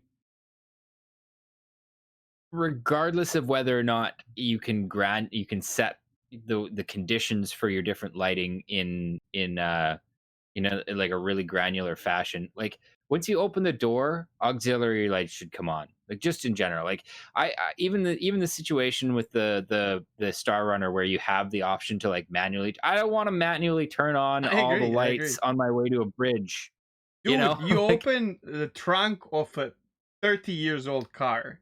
The yeah, light all the comes lights up. turn on. You open the Yes. door, little light above the fucking rear view Yeah. mirror turns on. It's just a thing that we humans figured out like 50 years ago, 100 years ago. I don't know, man. Yeah, I We don't need wanna light. have to turn on a flashlight to get to the cockpit of my ship. It's Like, it's disgusting. stupid. So, I don't know. So I was really excited, yeah, when they showed the ship lighting in the latest, ISC because I'm really hoping that they use that auxiliary, lighting for things like I don't having your ship I don't still think it's have gonna lights be on when the like power's off. I don't think it's gonna work like that. No? I hope Okay. so. I hope so. Because I like your idea, but I think so if you fly for example, freelancer and you see only your cockpit, right? So if when you turn on your ship, the lights come up, it's like white lights, or it's like softly yellow, whatever, warm. Mhm. The moment you get something um fucked up, like hit or collision or whatever, the red lights start blinking in the whole cockpit, which is so bad because you can't do Yeah. anything about it. So Yeah. for the remainder of the fight and going back to repair, you have like 10 plus minutes of red lights blinking over your Yeah. ship and smoke and stuff. Um, Yeah. these lights you should be able to turn off as well. Okay, thank you for the Yeah, yeah, yeah. information. Now, fuck Yeah. off. I need to focus on the fight, right? I can't do anything about it. I guess when we get the engineering and stuff like that, like someone will be able to go and repair shit, and then the lights will calm down, so you have the information that your ship is good again and whatnot, which is kind of cool. And I'm afraid that this is what they were showing up, like because we know that lights are the final pass for each ship. And I'm afraid that Okay. these are just the. That's just how it's been in all of the ships, even smaller ships. Like if you're flying a Hawk, you get these like lights blinking when you get hit and all that. So you have different states. I don't think why. Here's another thing. Like, you know how we talked about like if they do this on the Crusader and they like it, which kind of funny. Like two Crusader ships came out or are coming out, and they changed lights drastically on both ships. Right? It's like they're testing something. Do you think they're going to go back? You disagree? Go for it. No, well, no, part of the reasoning behind that, in my opinion, why you might see different lighting in two different ships of the same line would be that they're being worked on by two different teams. So it's possible that Oh, true. one started doing that like after the Star Runner basically was already in Final Pass. But That makes sense. I hope that's. I think it's fair to say that they're probably going to roll this out to backwards to all the different ships. I mean, like, Stands to reason. so you think they Like, would add light switches to other ships? Yeah, I if think they so want to because keep light switch. they've already said that they want to get rid of all the like just toggleable opening doors and stuff like that. Like you know how like if you want to open a freelancer's back door, you just hold F and hover over the Click on the door and it door. lights Yeah, up. yeah, yeah. Yeah. Well, they want to get rid of that. They're adding door switches to all ships. So just like So on Mercury, right? yeah, they've already said that they wanted the MSR is basically where they want to head with like having it so that there's switches to open doors, there's switches to turn on and turn off lights. Some Just very so old it's ships have this. This is yeah, it's all fascinating over the when place, you eh? think Yeah. because different teams are making them, like maybe even Yeah. on different continents. It's kind of crazy, but in real The life, Cutlass Black. The Cutlass Black used to have switch like a door switch. They you know, got rid of it, I think, 300 because series, it stopped working a lot. 300 series actually have like little. So 300i has one big cargo like under it. Yeah, yeah, yeah. 315 has two, Ooh, yeah, yeah, right? And then 325 has one small in the back because it has yeah. like missile rack. So you have two little buttons, like on 315p, you have two Mhm. red buttons that you have to aim to and like click Yeah. on it, and then that brings it up. So that's basically what we have in MSR. It's maybe less fancy because it's just a red button, but still, Yeah. what does this button do? And like I said before that, the it was the Cutlass. This is where I'm betraying my Star Citizen boomerness again because back in my day, if you wanted to open the Cutlass back door, you had to find a buggy ass switch that didn't work most of the time. I did not know this. Maybe that's why they Yeah, went to like just click on the door. I think that's exactly what they did. Wait, on You Carrack? could open it. No, Cutlass. No, I know, no, but I'm thinking, I know. So we had this race with the reward. Fuck, man, it was like 3 races, and I won the first one, and we got something I remember. And then the third race, I was racing again, and the final destination was Cutlass, and you had to come with your Cyclone and park it inside to win. And I made it there first. And the Cutlass, not the Cutlass, sorry, the Eric. Carrack just came out, and I ran Yeah. out, and I'm like, F, like, and we lost. The other team came and like killed me and smashed our fucking Cyclone. And I was like, where the fuck is the key, dude? This is, and I was yelling. I was like, this is not fair. Like, this is obviously a disadvantage. Like, we won. And they were like, nope, no, motherfucker. That's so funny. Fuck, but I don't remember no, still. I know where it is, but Yeah. I don't remember if it has the same panel as MSR or it's just like an area where you have to click. I think it's just a button. I don't think it's the Okay. same panel. Okay, fair. I think but, so as well. But yeah. also, what was fuck gonna that. say? I will never forget that. Fuck that, dude. So funny. Well, that's why they added the the little markers now to where like all the buttons are to open the doors. How do you feel about that, by the way? I didn't need it, but you know, just because I'm used to Star Citizen ships enough that I know, like even if they put out a new ship, I'm nowhere roughly where I'm looking to, Except for Carrack. to get into the ship. Fucking Carrack. Yeah, yeah. Well, yeah. It's hidden. Come on.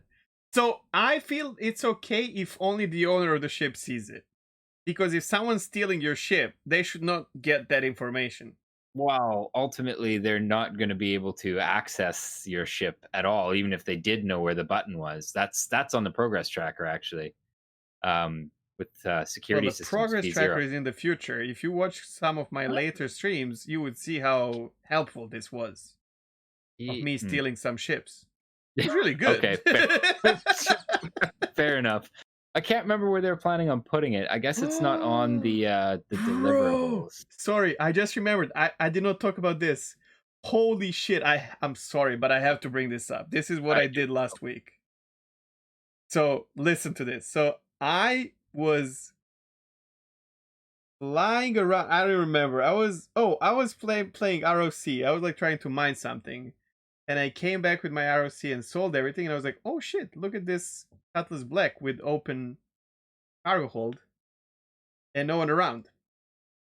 And I ran into it, and the lights were off, and I sat on the top bunk. Right, the guy drives ROC Okay. in and goes straight into the pilot seat, not looking, obviously, Yeah, and because starts nobody flying. does. Yeah, and Yeah. starts flying. Okay, so I'm like, okay, guys, I'm gonna steal his whatever he mines with his ROC, but I'm gonna send him the money anyways. But I'm always like that. I wrote down the nickname, but I want to play with him, but I'm gonna give him money back. Yeah. Yeah. And so he flies like, oh my god, he flies so bad. I was like, what the fuck is wrong with this guy? And then he Probably stops. brand new. Yeah, he stops with Cutlass Black and ROC, and he stops and goes out to mine, and it's taking time, dude. Also, landing was the worst ever. And I turned on the global chat, and this guy's like, anyone knows how to mine with ROC? And I'm sitting in his Cutlass, and Oh I'm no. like, let's go. And I'm like, okay, you do this, you do that, you do this. And he starts mining, and this was during the stream. This was the best thing ever. I'm like, listen, I'm helping him mine so that I can steal his shit. Yeah, he didn't like it in the end. I ended up giving him like 100,000 to buy something because he was renting ROC and he was renting Cutlass. So obviously he doesn't know how it works. Oh yeah, shit. Okay, they're rentals, right? Yeah. He went in and out so many times, not seeing me at all. And oh my god, it was so good. But I'm telling you, dude, like stealing shit in the game is a lot of fun. It's crazy. Yeah. Sorry about that tangent. I forgot No, about this. Oh my that was a god, I fun enjoyed tangent. so much. That Yeah. was a fun story. All right. Okay, well, I how do you guess I feel mean about ship lighting? that's about the lights. Like I said, it's going to be Yeah. light topic. But I I think need you them still changed. will. Are you talking about the red and green lights on the wings again? Oh, let's not go into that, please. Okay, that's what I thought you were talking No, about. no, I need them. No, I'm talking this is all for me, all about interior lighting, and Yeah. it's gross. It's pissing me off. It's triggering me. It's breaking like I want to enter my ship. The only time you actually enjoy your ship is on your way to the cockpit, and it's in darkness. Yes, for sure. Especially if you're like, there's been tons of times where I've been like, hey Kim, come check out this cool new ship of mine. And like, wait. the walk through the interior I have to like do with a flashlight and like It's so bad. So now when I land, I press U to turn off the engines, but I keep the power on so that I can go through the ship when the lights are on. Yeah. Well, it should do that anyways, just because it keeps the shields up. Sure, but even if I'm like retracting the ship, I don't want to go through the darkness. Like, fuck, why? Yeah. You know what I mean? Yeah. It's so wrong. Well, I still think you'll be able to control stuff like this from a panel in the ship eventually. It would make a lot of sense. Yeah. But and what you said, like Mobiglass as well, like even now we unlock our cars remotely. Oh yeah. Yeah. So it would make sense. Yeah, actually, like that kind of does, like, something that kind of ties into ship lighting and stuff like that is just kind of a more granular control over systems remotely. Because yeah, like why do I have to find a manual button? Why can I not just like, push open door from my Mobiglass, while I'm walking out? That's another thing. I think you should be able to move while you're using your Mobiglass. Like I should at least be able to walk forward as I'm using my Mobiglass. We need auto walk key, like numlock in World of Warcraft. Yeah. But it would also yeah, be like good content because I would fall off PO 100 times. Like, that'd be hilarious. That'd be really funny, actually. Because you would be doing that. You would be like running and then trying to get the mission or whatever, and start reading the chat, and like, oh shit, it would 100% happen, man. Like, 100%. Yeah, but and I get why they don't want to go too far down that road, because again, like CR wants us to be all about like touching buttons and stuff like that in your ship, and if you can do everything from your Mobiglass, I could see it kind of detracting from that. But there's certain things like, why can I not power on my ship on my way to the ship? You know what I mean? Like Oh, I have it don't so know that if I'm okay with that. Okay. no, okay. I mean, I'm not against it, but I'm like, I don't know if I'm pro it. I never even thought about that. Now that I've said it, I'm kind of retracting that a little bit because I do kind of want the startup Yeah, in a ship to be a little bit more complicated than just pushing on. Uh, because I mean, how there's cool is something about it. every scene in a sci-fi where they like, you know, like they're trying to get out of somewhere fast, somebody's hot on their tail and they're sprinting to the bridge and like flicking switches and like pushing Yes. buttons and pushing up levers and stuff like that to try to get this thing fired up faster. Uh, To be fair, I don't this know where they're gonna go with that. in I general, don't. it's already immersion breaking for those who are actually flying planes in real Yeah, life, because like turning on the plane cold, it takes hours for you to get into like working temperature and actually starting to fly, right? yeah, but like clearly they're not gonna want to go that far, You especially when like you they've know, in games equated like FS and 2020 and DC or whatever, DCS, yeah, DCS, like you have an option to to go do it. full Yeah, hardcore. yeah. Yeah, And there is yeah, something satisfying about this for sure. But of totally. course, I don't Yeah. want them to. I don't want to fire up my ship and wait for an hour. Don't get me I wrong. watched a content creator, and I actually watched this video just because I was interested. I don't play DCS, but he went through in VR and did a full manual startup of I can't remember what plane.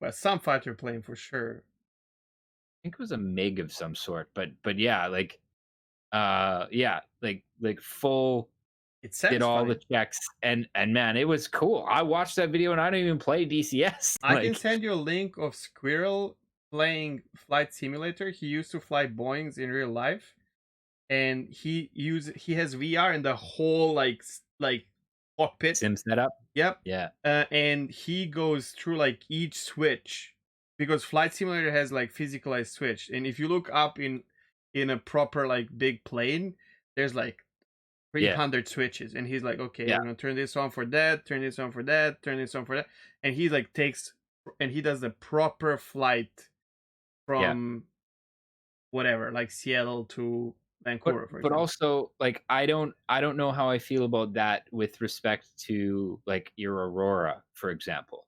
You know, like they've equated ship ownership to car ownership.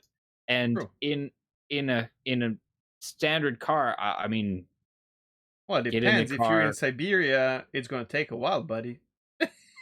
And some True. extracurricular activities as well. Well, in Oh, Canada as well, it can happen. when I was working on the oil rigs in up north, you don't turn your truck off ever. It literally runs 24 Oh, hours a day dude. because if you turn your truck off, it's not starting again. Yeah. I remember coming Yeah. out to start my shift one day to see that one of the new drivers for one of the cement trucks had turned the truck off, and his Rip. crew was so pissed at him that they sent him outside and he was underneath the truck with the tiger torch heating up the oil pan so that they could actually get the truck to Yep. start. In But Serbia, we used to have like really cold winters, especially if you're not like living in because the big city raises the temperature itself. But if you're like a little mhm, bit away from the city, then it's really cold and snowy and all that. And then every driver has a lighter to like try to like heat up the key or anything that will like, because your lock will get stuck and shit like that. It's kind, yeah. yeah, So it yeah. still takes time. But Even the Aurora but in but here's the Microtech. thing. I would be okay with them simplifying like some ships to the point where it's just like hop in, push on, and go. I mean, because like Would in you think that that would be like a luxury for like smaller fancy ships? Like, let's say Origin ship has nah. an something like that, See, and here's the then thing though. Like Drake ship space, doesn't. uh, You have to push it maybe. to start. Well, that's kind of a thing, I guess. Like Drake versus you know versus Just like better Origin, technology, you know? but I feel like space travel has been around, like commercial space travel has been around for literally hundreds of years in the Star Citizen There. universe, you know? So I feel like some of that shit's going to be streamlined. like to the point where it's probably pretty similar even for Drake, you know. But I but don't at the know about same that. time, like I would be okay with say ships cutlass size and up taking a little bit more. Like I can't go out and just fire up my truck and drive, you know, like if I'm driving a heavy truck, there's more steps involved than just, you know, True. turning a key and going. Uh I mean, some of that's, you know, pre-trip checks and stuff like that that you legally have to do. But yeah, like it's more complicated than just turning an ignition and going. And Yeah. I would kind of like something like that for, you know, for larger And ships. if you're I think that flying would be a a good compromise freighter, actually. it wouldn't. It would be okay because you would have to be used to waiting anyways, right? So Yeah. Well, and that would be neat too if like the different we're totally getting into imagination here. um I mean, this if can be our imaginations. I it don't could, mind. yeah. Like if different components had different spool up times and stuff too, like how if you're running industrial components, like yeah, it might take a little bit longer for those things to get warmed up and for them to like be outputting. uh you know, so like so instead of just like going in and clicking on, it might be like, you know, well, I gotta fire the generators up first, and because those are this model of industrial generator, it's gonna take a few minutes for that thing to spool up. You know, got to make sure that the coolers are on to do that. You know, okay, so now my power plant is up, spun up. You know, coolers are functioning. Okay, now I can turn on the engines. And because those again like are industrial engines, maybe they take a little bit longer to spool up and heat up. And I don't know. I think that'd be cool. It would be cool, but Um, I don't think they're gonna do it. I What don't do you know. think? You think they might? I mean, these I hope predictions you have it better than me because you've been with the game for longer, I guess. I don't know. I mean, we do know that that CR is like a stickler for this. What I hope they don't do, I'll put it this way. What I hope they don't do is cop out and make it so that it's optional to do like a long Oh form shit, startup. it's gonna be optional. I know. I think because then nobody's gonna fucking do it. And what's the point of even putting it in at that point? The Yeah. only people who are gonna do it are the like Okay, if it's optional, but like if it's automated, it takes a lot more time. yeah, I'm okay with that. That is something I was actually going to say is like, you know, like an auto start feature potentially taking longer than if you're going to do it manually. I would like that. But just in general, I want there to be more drama to starting up a ship. Because right now, you push a button, you hear some sound effects, and almost immediately you can start flying. Bro, sometimes you can And start flying before you hear the sound effects. yeah, well, there does seem to be like a bit of a Shit. spool up time for the engines because like you can hit And the engine start sounds are really good. and I pull it. like them. Yeah, I want more to No? that though too. Like Okay. I want to, you know, like I want to hear. We talked about this a little while ago too. You know, like when I like for me dual stick, if I pull back on my left stick, that's thrusters to go up, right? I'd like to hear them like whine, like you know, start to whine as I like pull back on the stick. You know what I mean? Like as they're throttling up. Oh, okay. I'm talking about like startup sound. Usually Yeah, you can yeah, hear those are that pretty cool. engine like and in I just some want engines more you of that. hear the explosion like Yeah, boom. yeah, Yeah, and then the power comes in, which is really nice touch for me. I would like that. I just want Hmm. there to be more noise when you're flying a ship, you know, like when those engines are on and firing, you should be hearing it when you're, you know, like every time you're pulling the stick. It should be, and I don't know, maybe that'll get old, but at the same It time, would get old. That's what I was about to say. I think it would get old. I don't know, like at the same time, you're flying a spaceship, you know, like Yeah, I'm I sorry, want it to sir. sound like I'm flying a spaceship. That's just Like again, it's a single player experience because if you would do it 10,000 times, you will not care about that anymore. And I know maybe, you're gonna say like in real life, every time I turn on my truck, there's a feedback that I enjoy or whatever. it's not real life, because in real life you have to go through certain things anyways. In game, you will end up having a goal that you want to accomplish in your game session, Okay, and well, this will at just least be an obstacle. it's true. Yes, that is true. Um, at least give me, like, for example, in Star Trek, there's a constant hum when they're on the ship. There's that you constantly hear the engines going. At least give me that, you know? Like, I hate that. really? Yeah, you Okay, would. give me that. But you lived on Sure. ships. How did you deal with That's a that? different kind of noise. It's a mechanical noise that you hear on the ships. Don't forget that. Like, we have, let's say, 4 diesel Boeing engines in a cruiser, and the noises that you hear are like mechanical noises, like constant. But and you don't hear this in guest areas. You only hear them like down below where we are. Right. Yeah, And yeah. then the other noises, I talked about this. Like, if you sleep near the anchor. By the way, we're talking about like 200, 300 meter long ships, so takes Yeah. like 20 minutes to get from your bed to the office, actually, and shit like that.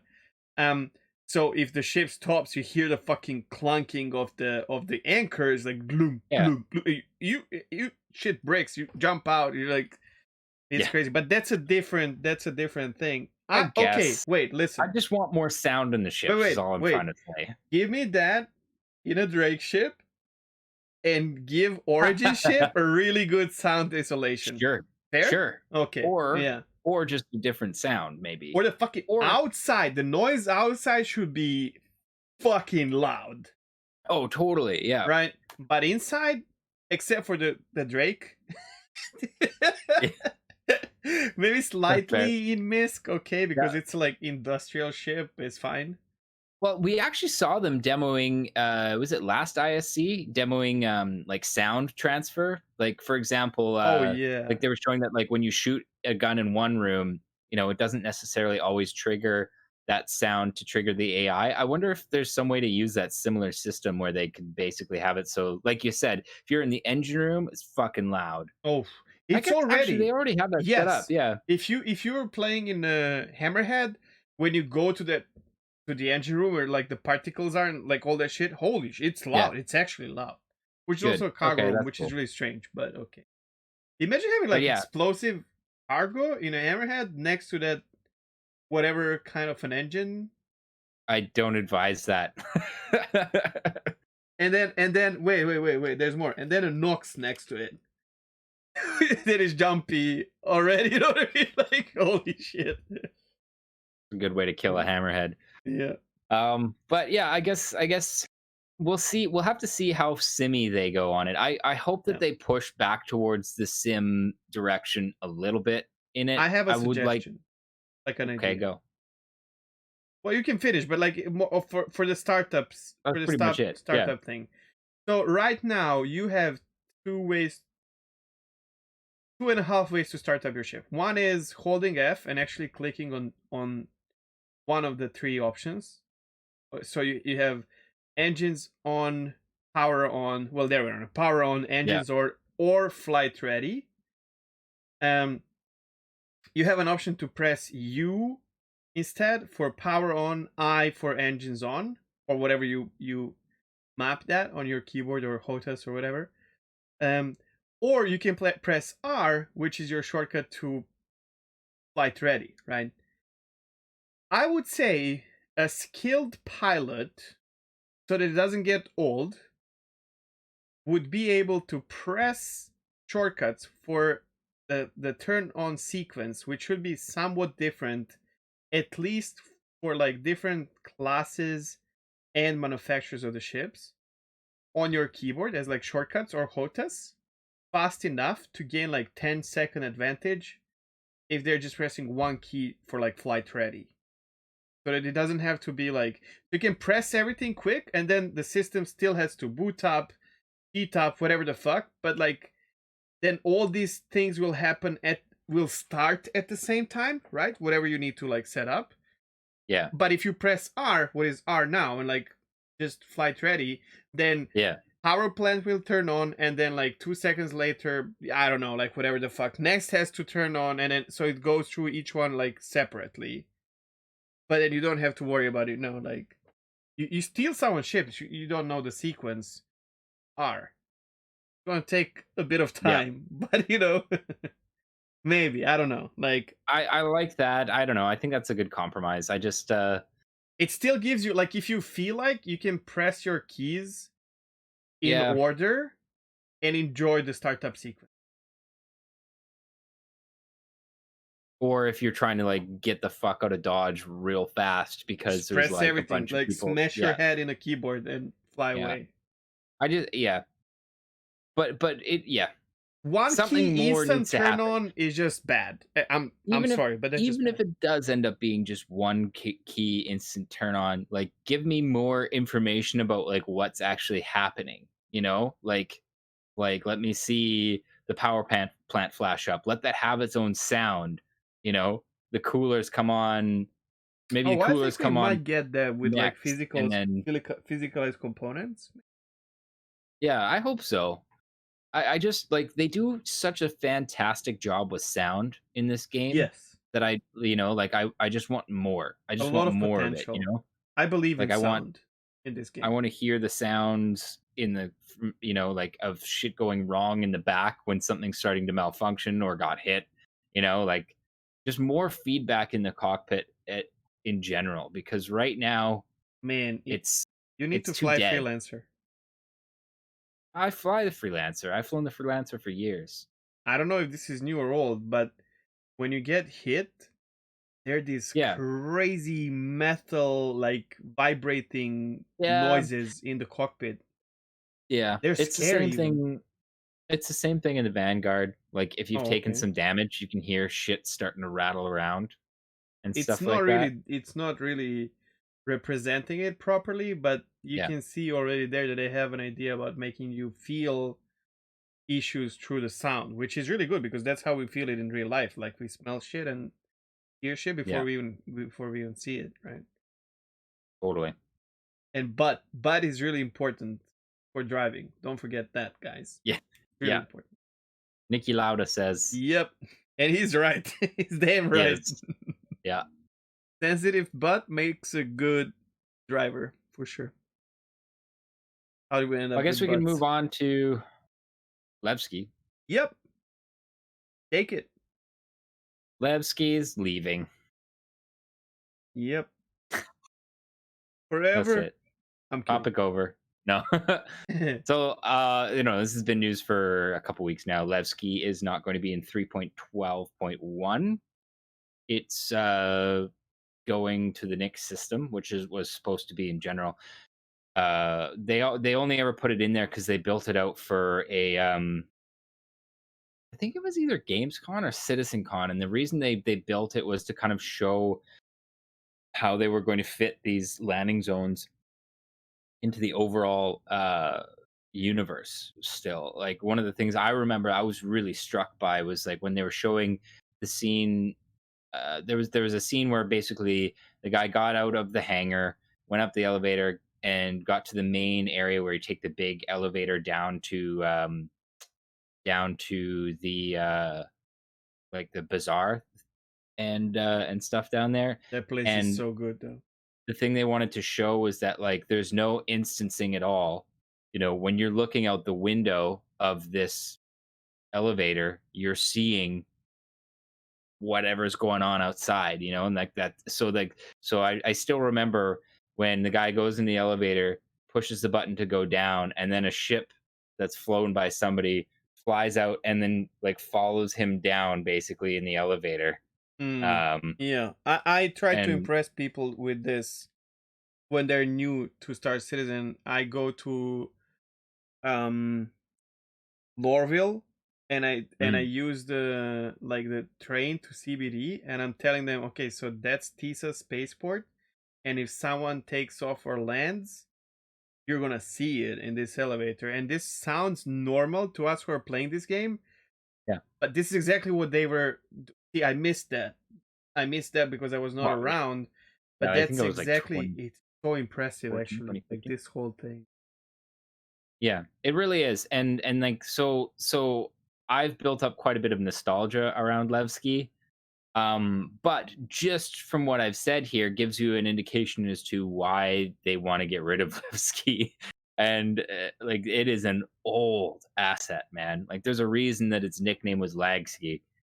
Um, because a lot of the assets and stuff like that in Levski are using an old form of tech, and it is not optimized. Like most of Star Citizen isn't optimized, but Levski was extra not optimized. Mm. Um, so I think the primary reason that they're doing it is because just they need to free up resources at this point. Um, which is obvious. It's again something that's been kind of speculated on for a while, and I think was actually confirmed by Tony Z in the latest ISC, no That's still SCL. live. Yeah. Basically saying that they like their current memory is like maxed out with all the different bodies that they have in the solar system or in the Crusader system right now, and Levski just taken up too much, and yeah, at the same time, it's like I said, it's an old asset. They need to update it, and it never was supposed to be in Stanton. It was always supposed to be in Nyx. They just put it in because they could, basically. Yeah, it was like And a I'm flex to show tech more than yeah, anything else, and it's kind of and funky. It's so much smaller than other. It's like as small as a moon, or maybe even smaller. yeah, You it's a can actually planetoid. fly around like super fast around. I tried it. You can Yeah, actually fly around. that's in lore too. Like like it Yeah. is supposed to be a I think it's either a planetoid or it's an exposed core Mm. of a Okay. planet. I can't remember, but yeah, like very much smaller. Though I will say, and I'm sure everybody has experienced this, the gravity Yeah. the the gravity on Levski is way, way higher than you expect. And I gotta say, I've definitely, especially when I was first learning to fly caterpillars, uh, definitely turfed them into the ground. And Oh that was shit! I had different that was experience. Okay. Okay. Okay. that was when they implemented hover mode, and they reduced the efficiency of vertical thrusters, and you pretty much had to like boost your way down into the Levski hangars, because if you didn't, you'd just fall. Oh, rip! I did not know this. Okay. Okay. Okay. Yeah, I like Levski hangars because they're the fastest hangars in the game. Like they yeah. open super fast.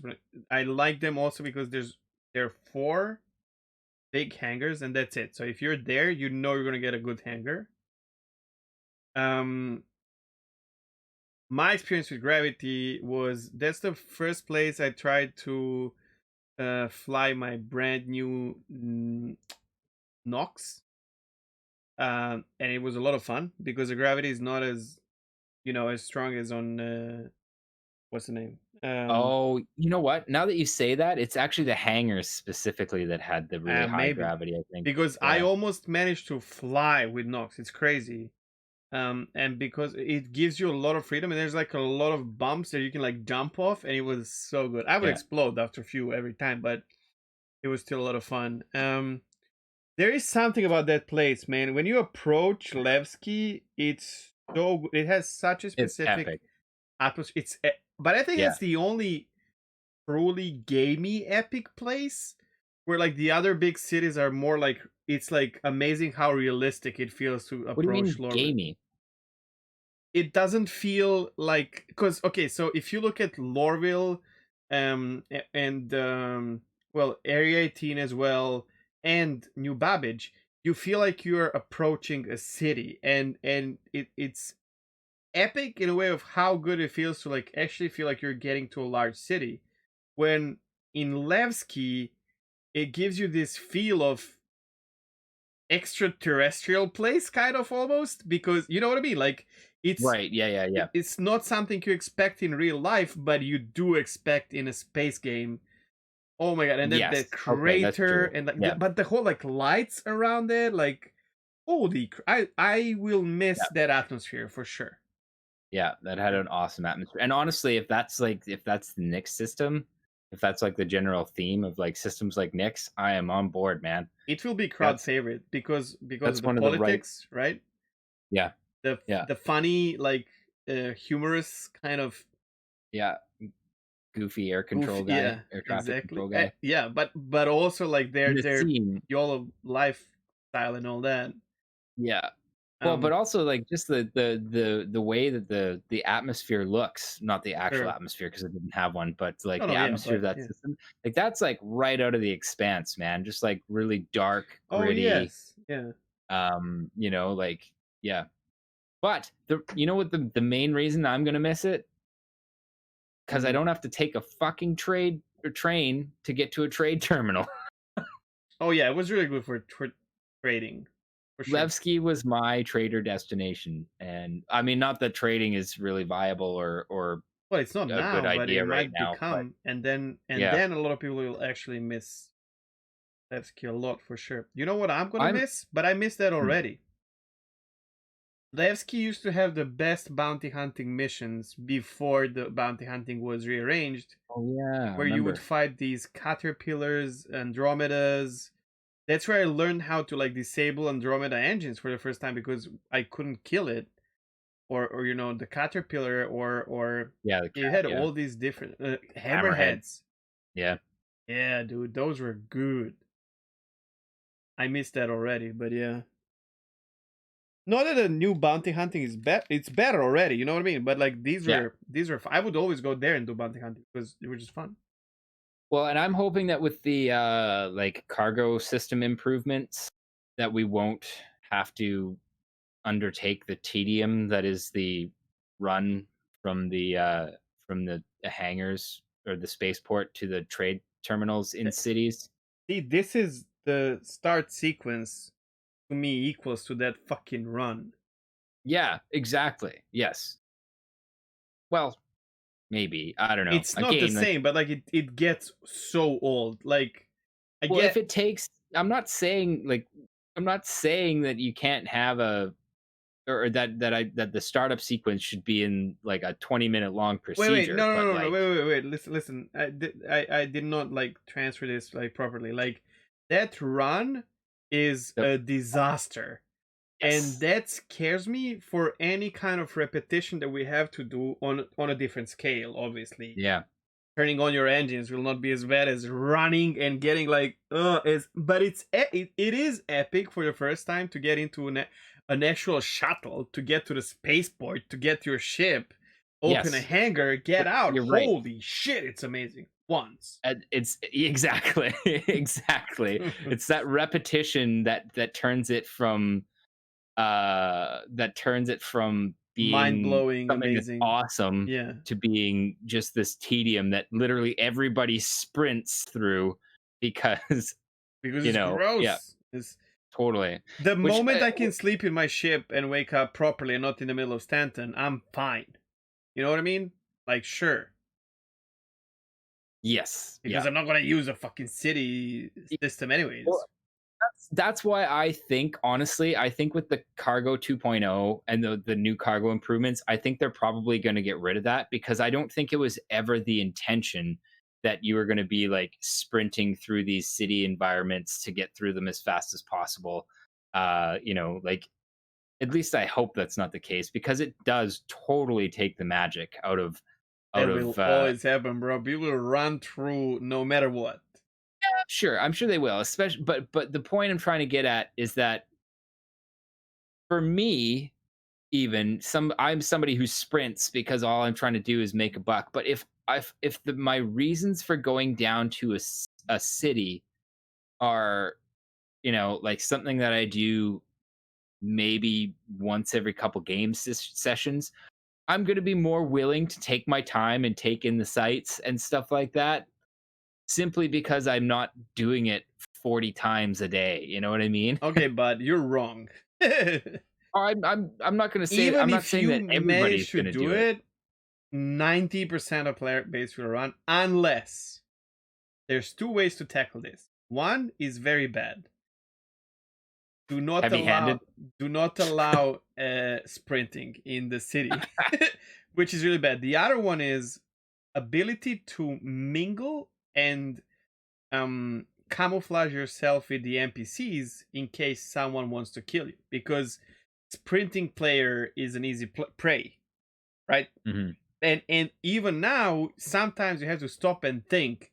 You can totally dress up as an NPC Yeah. and just. I told you, Here's like, another reason I can think of. go for it. Uh, if you could walk and do stuff on your Moby Glass. That's another And thing you that'll make cannot do it if people. you're sprinting. Okay, fair. Yeah, sure. Yeah. Because that means that, yeah, like you said, with an auto walk or something like that, it'd be like, okay, well, it's a straight line down here to the hallway. I have to, like, punch up my Moby Glass to get them to Missions unload my or ship or or something like unload. that, Yeah. or to browse missions and do other stuff.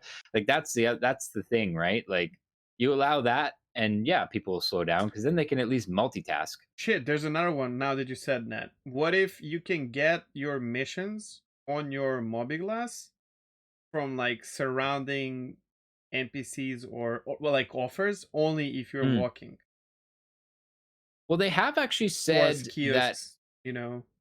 one of the things they want to do is have so that these NPCs, are saying things that could tip somebody off to whether or not, like, even if it's not like an official mission, you know, Mm. like somebody, so we'll see if they can actually pull this off. But the idea would be that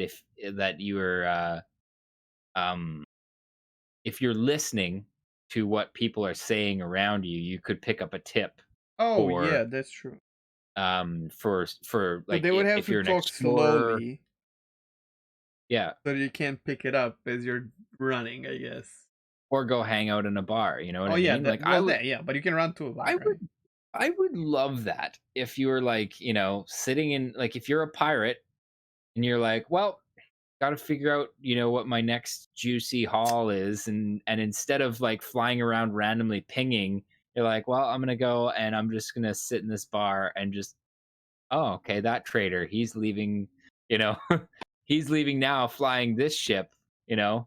I don't know. I know that's like big time imagine and like long ways Um down the road, but I'm afraid that that's another one that is on the edge of being tedious, repetitive stuff. I suppose it could I don't be. know. If they had a way, let's say the only way the bars can actually be, in my mind, I Or if could you be can wrong. read stuff on somebody's Mobiglass so that, like, Oh, so that yes. NPCs, so you could literally just Sure. kind of like, be walking down, through hallways and like looking for interesting stuff on somebody else's Mobiglass. Here's how you can make a bar Holy a shit, like that place. guy's got a caterpillar full of laranite. I just Yeah. saw it on his Yeah. Mobiglass, But you know? if you allow players to use certain parts of Mobiglass only in a bar, such as trading or something like, or if you allow players to trade between each other if they're not in the group, or like, I don't know, like some kind of like I don't know, like if you make it so that people have to meet in the bar to do certain things, like player to player interaction is I don't the know only if I way. like that. I don't I like don't know it if I either, like but that. bars, that's the boomer part of Mr. Chris Roberts. Oh yeah, absolutely Okay, it and is. it Yeah. will not work. Like, he's No. tripping. You know who's gonna be in the bar? Mr. Yoren and Our the peers. our peers, of course. Yeah. Yeah, I think you're right there, unless they do actually manage to make something that incentivizes people to actually go to those locations. Yeah. And you're right. Yeah, that is absolutely um that is absolutely a way that Mr. Chris Roberts displays his video game boomerness. Yep. And it's you know, okay in a the single player whole idea game. about Don't get me like wrong, but talking like, to a bartender for tips. yeah. Come on. How did we end up here from Levski topic? I'm not sure, but there's a good bar in Levski, that's for Well, sure. we were talking about how I was talking about how it was a good place to trade because you didn't have to like Hmm. you didn't have to go on a train. And then we got onto the topic of the tedium of trains. Yes, yes, yes. And then This never happens to us. I don't know. no, Sorry, we're guys. very focused and we are always on topic. Don't watch last episode. My God, do not watch. That literally was an entire That's good. podcast that was like Off topic. nowhere close to what we wanted to talk about. We should rename it to Off Topic Podcast. Yeah. Um Tangent warning. What about like? Does this affect? No, it shouldn't affect lore in any way, right? The fact that, yeah, I wonder No, if they're because gonna have. Oh, that. lore-wise, Levski wasn't even supposed to be in the Stanton system. How, Or are we talking about? dude, that's kind of, yeah, yeah, yeah. No, no, I know, but I mean, here's the thing. I was there when Levski was in the Stanton. I have screenshots of this. So I can prove it. yeah, but this is alpha. You cannot prove that. Are we RPing right now? Kind of, but you see what Oh, I okay. mean? Like, this Yeah. is actually potentially softly detrimental to the lore of the game in a way. Nah, I don't think No? so. I think because like everything they've even said that everything that happens now is like, you know. Well, actually, you know what? No, I have to take that back because Jumptown Wars is officially canon, and Oh, so is the Daymar so is Dave Rally. Morelli, yeah. Shit. So I don't know. Okay, well, I guess they're just picking and choosing then, because it was Yep. my impression that basically until we get to beta, nothing, like nothing that happens here It's actually gonna be funny actually like matters. 10 years from now when the game actually releases When and you're a Star Citizen boomer, yeah, and there's like lore piece about Dave Morelli which like no one is doing anymore. Like no one cares about it. Like that would be possible, I sad. guess. I hope that's not the case. I hope it continues. I guess Maybe that is a maybe long if time though. Atmo esports guys give up on it, maybe SC makes it an event in game, or maybe they do it alongside. They offer like some kind of a contract to Atmo to organize it or something. I I They don't should know. keep that event in the game, 100%. They should, but I think I don't want them to take over, basically. I want them to No, I leave don't it want them to as take over. yeah, But what like if Crucian is like, okay, I'm 15 now with kids, grandchildren, and I don't want to deal with this anymore. I guess then somebody else takes the reign, or yeah, I guess you're right. It just kind of fades off. Do you want to take the reign of that? I would never fucking do No, that God, shit. no. Nope. But That's honestly, a it's lot of mainly work, Corsair. bro. It's mainly Corsair who's doing the work, as far as I understand. Well, I mean, I part don't of a think team, obviously, I don't think but anymore. It's like I think Crucian is now actually. I think Corsair is exactly at the position that I was explaining, where he's like, "Sure, I'm behind this, but someone else has to do it." You know what I mean? Maybe I'm wrong, but even if I'm wrong, it's coming. I don't know. I don't know how I feel about it. I guess you're right. If they canonize it, like if it's actually canon, then They need to have it, right? I mean, it can maybe I be guess they do have to take it in and the turn on. past, like a historical event, or I but guess. it'd Yeah, be yeah, nice to yeah, have it, bro. Like Dakar Rally in real life, it's yeah. so iconic. Any petrol head, even in states, n- like knows about Dakar It's Rally. true. Yep. Yep. But yeah, I don't know. I just kind of wonder if they'd ruin it if it was something that was like officially now sponsored and run by CIG. Because like every time they've No, tried to hmm. force like take something like this that was like a what do they call it, emergent event? No, that's not the right word. I wouldn't be as Emergent no. gameplay. Yeah, yeah. And that It would be like more like a mission or something like that. You know what I mean? Like or like in game event, and that's it. yeah, but that's what I'm saying. Like they tried with the scramble races Okay, and dude. it never Okay, happened. okay. So I tried that shit. That should not be in the game. yeah. It's really bad. Well, that's kind of what I wonder would happen. I wonder if that would happen if they like tried to take Daymar Rally on. I don't know. I guess that's down the road. I like that there's players doing this. You know what I mean? And I'm I afraid hope that they that will they disappear, man. I'm afraid that, and here's why.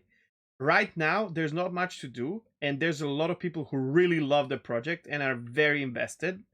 oh, And when the okay, I game see. comes out, you And just there's buy the lots of game stuff and to you do. play, right? And there's Yeah. stuff to do. And even if people arrange this, it's only the old school guys who will participate and appreciate this, because there will Hmm. be no need for such thing. right? So you paid your money, you playing the game, and the game offers content. At that point, why would you even bother about someone trying to set it up? That is something. That is something for sure.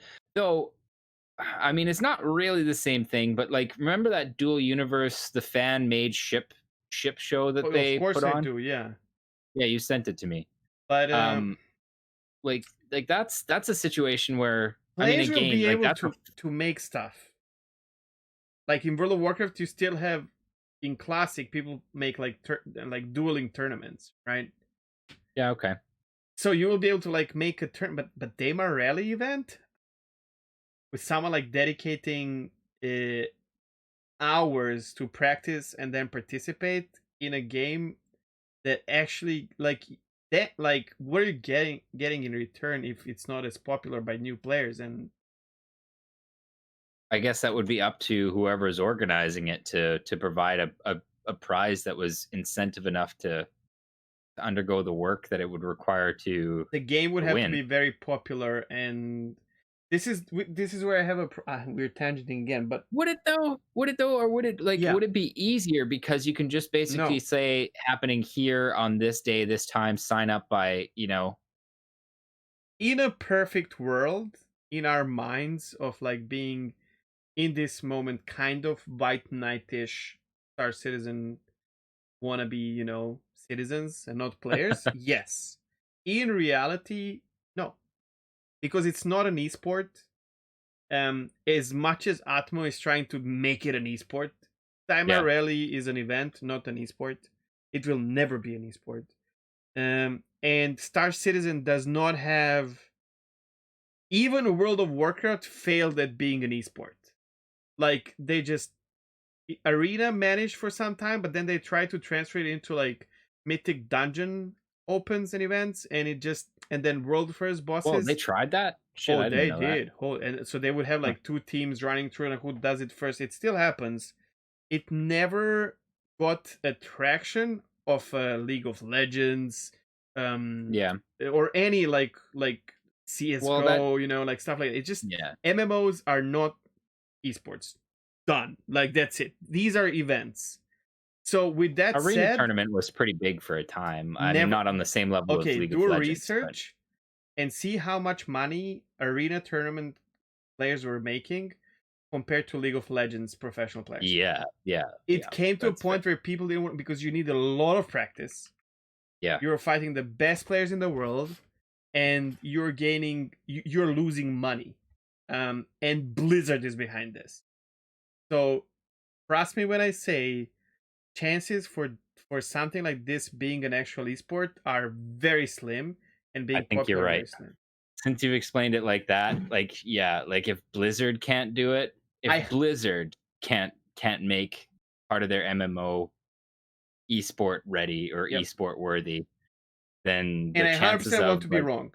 Like I want Dave Morelli forever, no, and I I want to be a think you're fan right. of it, but I don't think it's happening.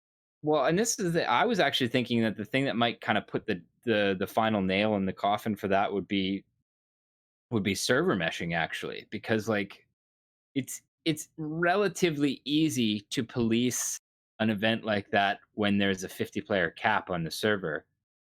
It could just flat out be impossible to police something like that when it's an open world. That's okay. You think so? Just add another member to your crew that has a fighter jet, and I don't know, man. try and protect it. Whatever.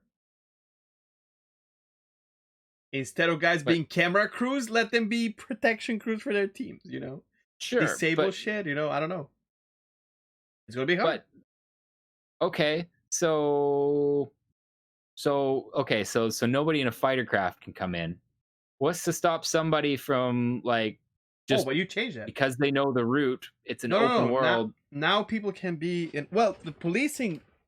they go out and they just sit with a sniper rifle on a on a hill and bang, okay, there's one guy out of the race. Bang, there's two guys out of the race, like how do you find them?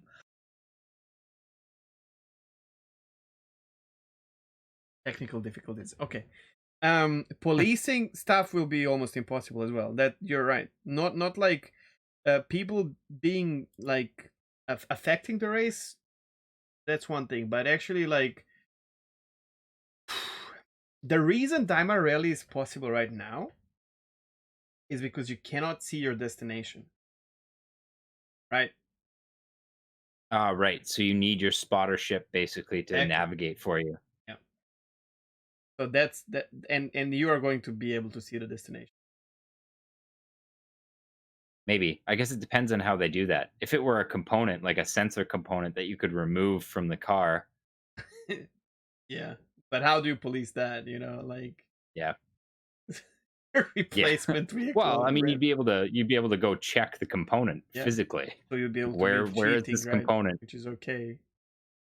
I mean, But right I now, don't the know. last Daimar Rally I saw, they put the box at the final destination, which breaks it for me in a way. And then your crew is there to help you replace vehicle and tell you that there's a big hole in front of you, so you go left instead of forward. You know, Yeah. and give you lights during the night, which is still fine, but it's not navigation then that much. You know, because that was like that was like the I'm getting so triggered. I have a little mouse in the room that it's easy to get rid of it, and it's extremely rare. I'm sorry, this is like huge tangent, and it's so fucking cute. It's like a field mouse, not like a rat or anything like that. Oh my god. And I Even love it. rats are pretty cute, but Well, yeah, yeah, but then the rat, like in a city like this, like near a river, it can be dangerous. And but yeah, right. like this thing is so cute. But right now, it's behind my desk and it's playing with Ah, something, and that's why I muted myself to hit the wall. And usually it runs away. And it's pissing me off. I can hear everything he's doing. Fucking moron. so I had deer on my podcast, and you've got Yeah. field mice on this It's so podcast. cute. It's like super tiny, and Yeah. I'm thinking about like trying to domesticate it because he lives in here. And just for other people to understand who are new to this whole situation and me, I have a big apartment and then I have a small studio. So this mouse is in a studio. It's not like I'm living with mice in my apartment. Um, My cats do not allow for that option. They very frequently, and sometimes they're alive, bring in oh small yeah, cute field mice, which they proceed to eviscerate on my floor. But yeah. yeah, I It's a suppose we can super move cute on. creature. Yeah, yeah, yeah. What time are we at right now? Should we We do are some Imagine on 2:11. Crusader, or do we want to No, I just skip think into Imagine science and we then did gossip? already. Yeah, Yeah, we we did can that go with to lighting and systems and stuff like exactly. that. Okay, Maso's absolute zero effort science section. Um, Um, Today I was gonna do something that I said I wasn't really gonna do a lot when I started doing these science sections, and that is I'm gonna point out something that Star Citizen gets really wrong. And the reason I didn't want to focus on this too much for this section is because you really don't have to look far in Star yeah, Citizen to find things they do wrong. But this one, this one's a big one. And I honestly, I don't think that it's limited to Star Citizen. I think a lot of different science fiction universes do this really wrong. Um, and that's terraforming. So can you explain like what terraforming is, just in yeah, short? okay.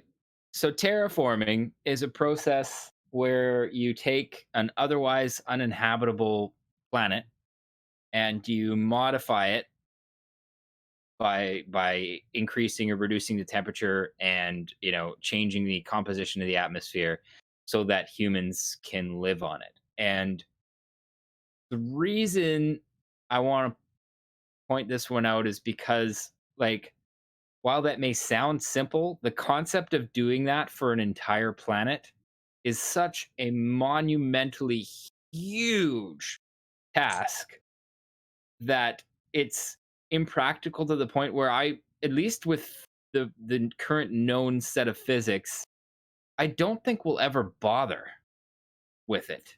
You mean like, Um, well, the only reason I can see this happening is if we have to abandon this planet and there's just no place near enough that we can like survive, I guess. Weren't there stories about terraforming Mars? Yes. Do you know how long it would take to terraform Mars to a place where it's livable? Just like ballpark, we're looking at centuries. Realistically, we're looking at thousands of years. And even then, it probably wouldn't work Mm, because there's more to making a planet inhabitable than just changing the temperature and the atmospheric composition and density. okay, Uh, wait, a question. Before you go into Star Citizen doing this wrong, do you think that there's a possibility that we will discover some kind of technology that will allow to speed this process up in future? no, because it's literally limited by physics. Like there's a hard cap on how fast you could do something like this. And the faster you want to do it, the more heat you're going to generate, and that's ultimately what it comes down to. If you want to do it fast, you're going to cook a world, Mhm. um, and that will completely undo anything you're trying to do. And the reason that I'm saying it's not worth the effort is because one, gravity wells are for suckers. And if you spend all this effort getting into space, why would you immediately go back down to a place where it's going to take you a lot of effort to get off of it again? So, for example, and this is what Amazon space company is banking on. They are banking on large rotating habitats in space. Like, and when I mean large, I mean Like cities. large. Yeah, no, like potentially like hundreds and hundreds of kilometers long and equally wide. And the reason behind that is because it's really easy to terraform an enclosed environment like that. Like ultimately, you could even have mountains, rivers, lakes and stuff like that in a structure like this, and you could craft that all to make it actually with dirt and rock and stuff like that, and it would take a fraction of the amount of effort that it would take to terraform an entire world to something approaching Earth normal. Like Um, making an artificial living area yeah, in space in shape of what? Flat? a cylinder. Okay. Okay. Okay, so these are called, well, whatever. I mean, that's kind of a whole other thing. But Okay, like fair. basically, it's really easy to build big stuff in space. Is the point I'm trying to get at? Because there's no gravity. So like, you know, like you could totally build, like once you have a manufacturing base up in space, you can totally build these monster size habitats with like minimal amounts of effort comparatively. But the reason that I kind of like I get triggered about this a bunch is because in Star Citizen lore they talk about like, oh, terraforming accident. Oh, they just terraformed this planet in a couple decades, and it's like, man, you can't do that. And their version of like terraforming is basically just firing these big lasers down at a planet. Which, what is that supposed to do actually? And like, I don't know. I had a direction I was going to go with this, and now I'm just like Yeah. ranting. But No. but Okay, so the only reasonable answer to this to me is, and I always have this hockey guy from YouTube saying, "It's just a game. Why you have to it be is just a mad?" game. Oh, totally. Yeah, yeah. Because Like, and how else would they make it a thing? Like, what else would you do in a game of spaceships where you can't inhabit, like with habitation modules, where you cannot inhabit other planets or meet other species or discover shit? So this is the what would be thing, the man. the, the solution? There are there are so many interesting and weird planets out there in the universe. You don't need to rely on terraforming ones to Earth normal. And that's the other thing. Like, this is, I think, probably the primary limiting factor is the microbial presence on a planet. I think humans don't really fully realize how much we depend on microscopic organisms for our daily life. And Earth is teeming with them. In fact, when you look at the biomass on Earth by tonnage, it is like so drastically, hugely weighted towards the microbial. Like Earth and all the macroscopic animals that exist on this planet are like a fraction of the total biomass on Earth. And that is the thing that would be, I think, one of the primary challenges of terraforming would be seeding and creating the biomass necessary to support an Earth level ecosystem. Like macroscopic animals that we have are just the tip of the iceberg as for the like biosphere that we have here on Earth, and that in and of itself, like to establish a biosphere on a planet in sufficient quantities to support an ecosystem at Earth normal would take, well, I mean, we don't really know, but one assumes at the very least thousands of years. And again, that comes down to physics. Um, Would you be able to survive without those in like artificial environments such as like suits and shit like that, like your own ships and yeah, yeah, probably. so, I mean, like that's kind of how you'd have to do it, I guess. But I think the where I was kind of trying to go with this is like every all these different science fiction franchises focus on terraforming, and nobody does anything interesting with space stations. This is kind of what I was talking about with these big habitats. what do you Um mean? What do you mean no one does anything interesting? Oh, wait a minute, dude.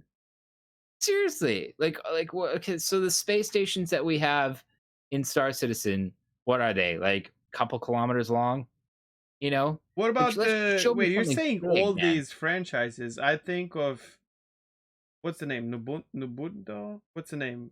The Expanse Mormon ship that used to. Again, that thing is tiny. I'm talking mega structures, man. Oh, I want that to thing is see big, stations. bro. I want to see You need to read stations the that are book. thousands of kilometers long. Okay, You know, sure, but like, I guess there are a couple that do this. Um, Halo did it in that science fiction, and that's a mega structure that would have that actually is backed up by like some so, legitimate kind of theory. Um, but okay, man, so like let's say they we're do that. still Let's say they do that. Like the livable places apart from Earth and a couple of like habitable planets that you don't have to terraform. You have stations. Do you think it could negatively affect the gameplay of like, as humans we wanna live on our planets. I don't know why, but there's a this is the thing, thing right? though. When you have an O'Neill, that's what they're called, O'Neill cylinders. If you have an O'Neill cylinder big enough, you may as well be on a planet.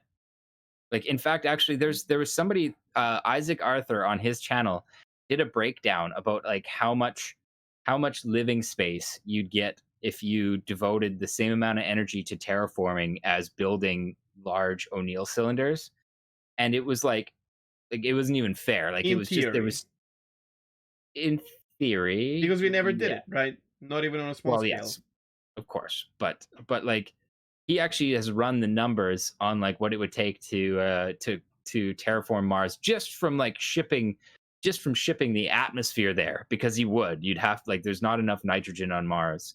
It means you have to ship it from somewhere else. Um Hey, Russians are really good with these like gas pipes. So just you know, they should well, just build what they one think you'd have straight. to do be go somewhere like Uranus. I think Uranus, it's either Uranus or Neptune, which has a high nitrogen content in it. And then you basically just scoop that up, shove them into pods, and then fire them at Mars. And you'd have to do that for a couple centuries until you'd get enough nitrogen to Mars to actually form a decent amount of atmosphere. And then the solar radiation would just strip it all away over the course of a couple billion years, anyways, because there's no magnetic field on Mars to protect its atmosphere. That's why it doesn't have an atmosphere right now. Um, Like you can't. but yeah, This just dropped across my or mind, and I have no clue about these things, obviously, which is why I like you when you break down stuff. But could you make like a crazy big nuclear bomb that will affect, you know, the eco whatever shit on the planet, and like create the well, it's one of core? the, oh, like restarting the magnetic or the I don't magnetic know. field by Okay, restarting the I don't core know. on Mars. There's like a random thought that just crossed my mind out of nowhere. So, It's been calculated. Yeah, actually, that's an are you idea. shitting me? People have Okay. no, people have actually thought of like, well, could we restart Mars's magnetic field by nuking its core to a point where it was, liquid metal again? And the answer is you'd never do that. Okay. um, it, and the other thing is they've talked about warming Mars up by nuking the poles to get the carbon dioxide and Just the nuke the sun, water man. ice. You can warm up the Mars by. That's the other thing. Actually, Don't no, listen to me. No, no. That's no, literally, it's literally not, a thing. dude. Did you Are say you just like kidding sorry? me? Say it again. You said shoot the sun at it. No, I said just nuke the sun. Is it Oh, like my idea was like increase the temperature of the increase the sun. temperature of the sun? No, Yeah. but what they did calculate was basically creating a giant focusing mirror in space that focuses more sunlight down on the planet to increase it. And turns out that's actually probably the best. That's probably the best option actually, because it's really easy to make a mirror like that size in space because it doesn't need to be thick.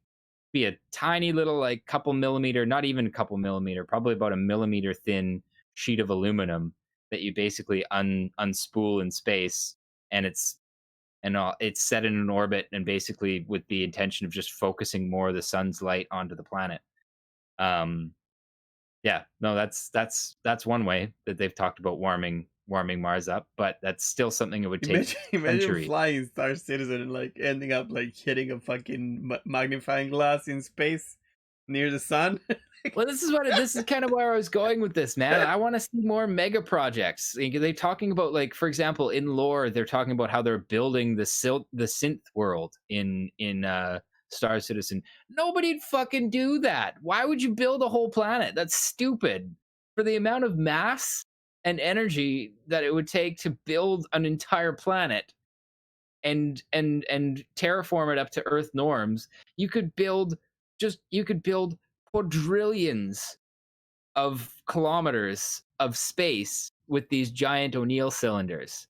Hold on, I'm gonna find a. No one wants your cylinders, dude. We want balls, okay? Why? I don't know. People like balls. Because if they're I guess big enough, you because wouldn't even balls notice. already exist. And like, I don't know.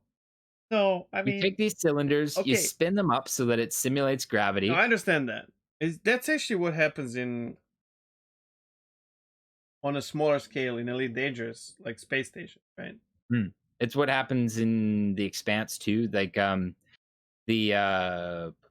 Naboo is a station, and that's the one that spins constantly too.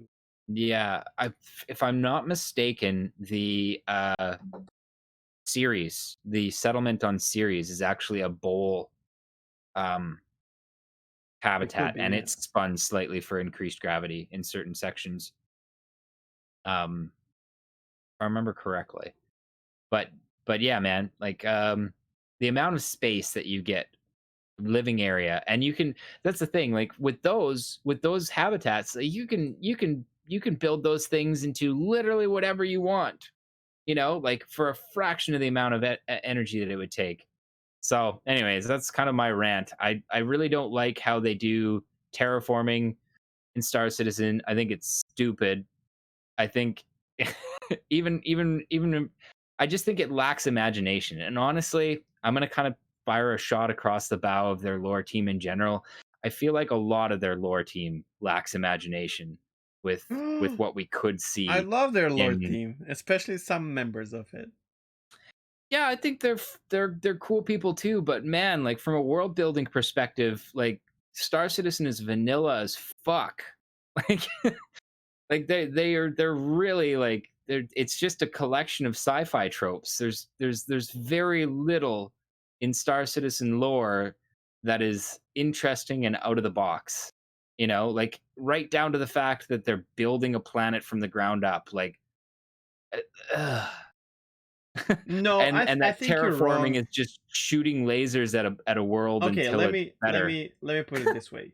I am sure that you're correct in all this, but that I'm gonna defend the lore team here because you are okay. So I studied photography, and I've taken more shots through my lens than probably like thousands of people would do in their lifetime, which is which led to me looking at landscapes and other objects through like seeing it on a sheet of paper where I would like frame it in on the photography, um which it's so sad. Like this fucks you up in a way where you're not really seeing outside of the frame anymore. Like everywhere you go, you have this like frame that you would put, Yeah, yeah. the object Okay. into the picture.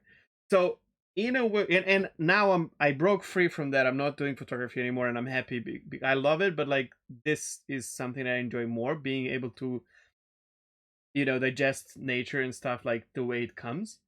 And I think this is the problem with you because you're seeing these things through physics, um and the way that, like, first of all, it's impossible. Then you have to understand another thing. You are also sci-fi, how do we call that, Nerd. freak, nerd. Yeah, so you've seen a lot more, um and encountered a lot more of sci-fi than probably a regular player or majority of players of Star Citizen did. So some things that are very boring to you, I mean, to me, when you say like shooting cannon to terraform a planet, I'm like, oh wow, I want to see that. Like, But it's how kind does of it cool work, idea. Chegg? How does Cool. shooting a laser at a Hey, planet make it better? bro. Like, listen, it works. It works, dude. You're wrong. I just would like somebody to finally acknowledge in a sci-fi environment how hard it is to create a planet to Earth normal, Okay, or but do do you something. really Like, want to like have that in a game? they don't need to. They don't need to tell me. They don't need to be like, well, like just give me a game where there's some creative way that they terraform planets. You know what I mean? Something Okay. interesting rather than shooting lasers at it. You know, Give like me an idea. I don't know. I'd be cool if it was more some sort of like nanotech or like which obviously, like, I mean, still with known physics, we're kind of limited as to how fast we can do it, or do something interesting with timelines. Like, how many science fiction shows or franchises do you know where things take centuries to complete, or where people are hundreds or maybe even thousands of years old because of life extension? It's rare. But but these are things that even today we're starting to realize are possible. And if we want to live in a universe that is so vast and the distances between things are so huge and the amount of time it takes to do anything is so big, we need to start thinking on those sorts of time frames. So if terraforming exists in Star Citizen, fine. So But you want to say like, 2951 is not the correct year then? I just want them to acknowledge that like, terraforming planets isn't something that you can do in like fucking 10 years. Like, it's a project that takes centuries to do. I mean, it's even that way in Expanse, to be honest. Like, with them terraforming Mars, like, they're talking about like they are fully acknowledging that they're not going to see a green Mars because it's a project that's going to take hundreds of years before it's done. I want to see more acknowledgement in Maybe they in will let in it. Do you sci-fi. think they're Like, hiding like a lot of lore? I just think they haven't written it, but yeah, I don't know. I am constantly disappointed with the world building in uh in Star Citizen. I Okay. I You don't you I you I you have blurred vision though, I'm sure, because which is fair. Like I watch movies and I'm like, holy shit, he entered from the left and exited from the right. Fucking shitty editing instead of like, oh my god, this scene was so amazing. You know what I mean? Like that Yeah. you have that. And I'm Just happy I think don't like have that kind of. it was a brand new universe. There was so much cool stuff they could have done with the terraforming process, but instead they were like, just shoot lasers at it for 10 years and it's done. Ding, Okay. here's your Earth-like planet. Come on. Give me some sort of creativity here, you guys. Like I know you're a bunch of smart guys and girls. I've seen the amount of detail and work that you put into brands and stuff like that. And I know, for example, I know that Shari at least is very scientifically minded and is a space nerd because if you've ever watched the uh was it Historians Guide? No, it's not.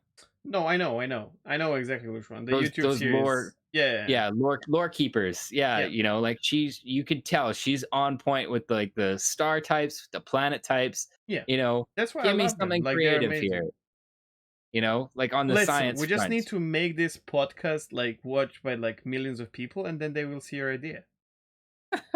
You know what I mean? And then we can I rebuild hope they this don't see this one because like I said, I kind of put a shot across the bow, and then I said that they're unimaginative. bro. Which I I can't. cannot agree with. I think they are like, but they're just like also. I see limitations from CR Even with their in any department, probably. yeah, even with their and this is something we've talked about before. Like 900 years. And I hate this argument. I hate it as soon as it's coming out of my mouth. 900 years in the future, and people are still only living to 120. Why? Why do we not see people who are hundreds or thousands of years Because old we at this point? tried and mental health was an issue, and then it was banned. For example. Chegg, it's 900 years in the future. We can literally clone somebody from the ground up and implant their previous lives' memories in them. This is according to the lore team. And you're telling me mental health is still an issue? Okay, that was the first thing that came. Well, that's the other thing. They even said there's clones in this because when you die, you get recloned. Listen, Why? what's the name of that spherical like thing you said? Like the O'Neill cylinder? O'Neill cylinder. Chris, we should not terraform planets. We should make these O'Neill cylinders. Look, they are a thing of the future. We know this would work, you know? It would be cool if you have it in a game. We cannot terraform planet in 10 years. Well, in my game, we can terraform planets in 10 years. It's like don't you think like things like that happen? Like the Synth World project, they could have done the Synth World project as a big, like, giant rotating habitat that they're building. That would have been so much cooler than we're gonna build a planet. Like, come on, Okay. guys. There's still space. Yep. Yeah. There's still space. There's still space for like anything. And then don't forget, they said that there's like 100 potential known 105 or whatever like systems. And then there's a bunch of it that is not discovered yet, which gives them a lot of space to make a cylinder. And someone bumps into it and is like, this is stupid. And then Maso comes up and is like, actually. I even have the emote for that. Actually. Yeah. No. I don't know. I guess you're right in that, like, I get that ultimately when you're writing sci-fi, you have to write something that's relatable because people have to that's what people have want. to be able to, empathize or like get in and feel like they can be a part of the universe. And when there are concepts out there that are too, like, for example, we can't really wrap our brains around living longer than 120 years. It's just not something that most people can do because, you're not supposed to. I don't, but so many missed opportunities, you guys. I know, but like, yeah. And also, Okay, maybe I'm just gonna hijack this entire section, and it's just gonna be all the shit that bugs me about about the science and star system. Forget that this is about terraforming. Why are all the aliens humanoid? Come on, Oh, they were Mass talking Effect. about that. Wait. No. Calm down. They're not all Mass humanoid. Effect did a good job, man. They're Their not all aliens were humanoid. weird. They're not all humanoid. Okay, we just don't know. There's some speculation that Kurtak Attack, yeah. are like maybe even some kind of like light form and stuff like that. So let's wait and That see. was So Darsh. yes, there was also, but like you know, And that was no one knows. stolen from Hitchhiker's Guide to the Galaxy. Sure, but like we don't know what Kurtak The are. Hulavu. The Can I just say- Hulavu was a super intelligent shade of the color blue. He was But- mentioning the Krill. Is the Krill? What? Something like that as well. Which I have a viewer who has that nickname. And I was like, what the hell? It was not just a random name. Anyways, it's like a race or I don't know. But I just want to say like Kurtak is like probably my favorite name for the aliens. I don't know why, but I like the sound of it more than Banu. I don't know. Yeah. I think they talked about this a little bit on Paul's show a couple weeks ago, not this latest one. And all I got to say is that I'm not holding my breath for the talk to be anything particularly imaginative, given my current rant. I think it's probably going to be something super cheesy, like aggressive cat people, or or enemy robots or something. Yeah. Okay, so I'm gonna go back to what I said a minute ago, like or 10 minutes ago. Is We can move on. I'm these done. are no, but like these are races that we know about, like when the game starts, right? We know about these races. So doesn't mean that there are no races that we will discover as the game goes on. It's true. You gotta start somewhere, and if you start with like super crazy shit, you kind of, you know, stab yourself in a way where you don't get to expand too much in the future.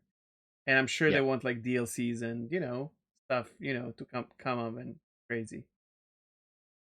I mean, listen, I not that I hate Elite Dangerous or anything, but I'd rather have crazy humanoid race that is like based on slavery and shit and crazy than fucking flowers in space. Okay. Well, okay, fair. And see, the funny thing is, I thought that was super cool.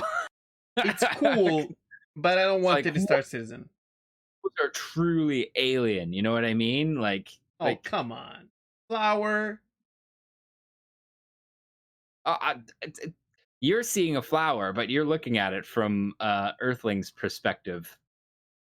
I get what you're saying. I just think it's bullshit, and I think the lore team needs to step it up with their creativity. I believe they just don't want to reveal it yet. I hope that is the case. I'm not holding my breath though. All right. Okay. I did like the spherical shit because I did not even think about that. So that's kind of cool. But yeah. Damn it! I should have done this last week, because last week I had a path in my head. I was gonna like tackle terraforming, and I promptly forgot all of it, and this just became a rant about like everything I hate get back to about the science and Star Citizen. But yeah, okay, let's carry on to gossip.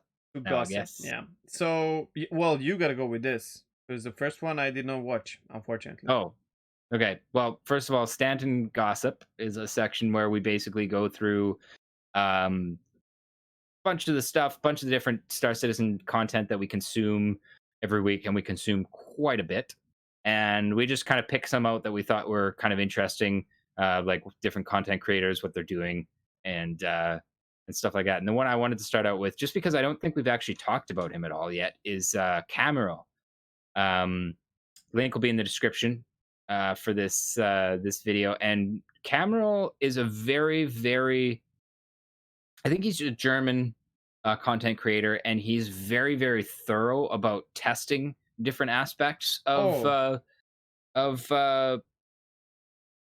Star Citizen. So he'll do like advanced like shield strength, damage resistance kind of videos and stuff like that. And one of his latest videos I thought was really interesting if you really want to get into like the guts of like how the shields and physical damage mitigation is working in this game right now. He just put out a video that basically analyzes physical so ballistic damage bleed through on shields and how to stack your shields in such a way that you get maximum ballistic absorption. And he goes through in depth like a couple different ways that you can like stack different shields to kind of like maximize ballistic bleed through, which I thought was Okay, super dude. cool. Was he watching What? our last show where I was crying about ballistics and shields? No, but it does kind of seem like that, doesn't it? God damn it. I doubt it. Anyways, I mean, Cameron, if you're watching, hi. But yeah, no, check out We his did talk channel about him, because by the way. I check don't out know his if you remember. channel. Did we? Oh, Yeah, because he was exposing some bug. I remember, and then oh yeah, you that's remember? right. And the devs Yeah, were yeah, talking yeah, about him and all that, which was really yeah, cool. Yeah. yeah. So he will constantly do tests about like what weapons are doing what kind of damage, what shields are doing what's best like damage. He'll do analyze. He analyzes shield holes on a different like a bunch of different ships and stuff like that. So if you are basically into Star Citizen and want to get into like the real guts of like what the best builds are and stuff like that, this guy does really thorough testing. I will say his videos are very dry. They're very focused on the information and the Yeah. tests. So, not an entertaining watch per se, but really good information. And as a bonus, for the last half of that video, he recently got a Tobii eye tracker, and it's just footage of him kind of like using it in combat, and it's pretty cool.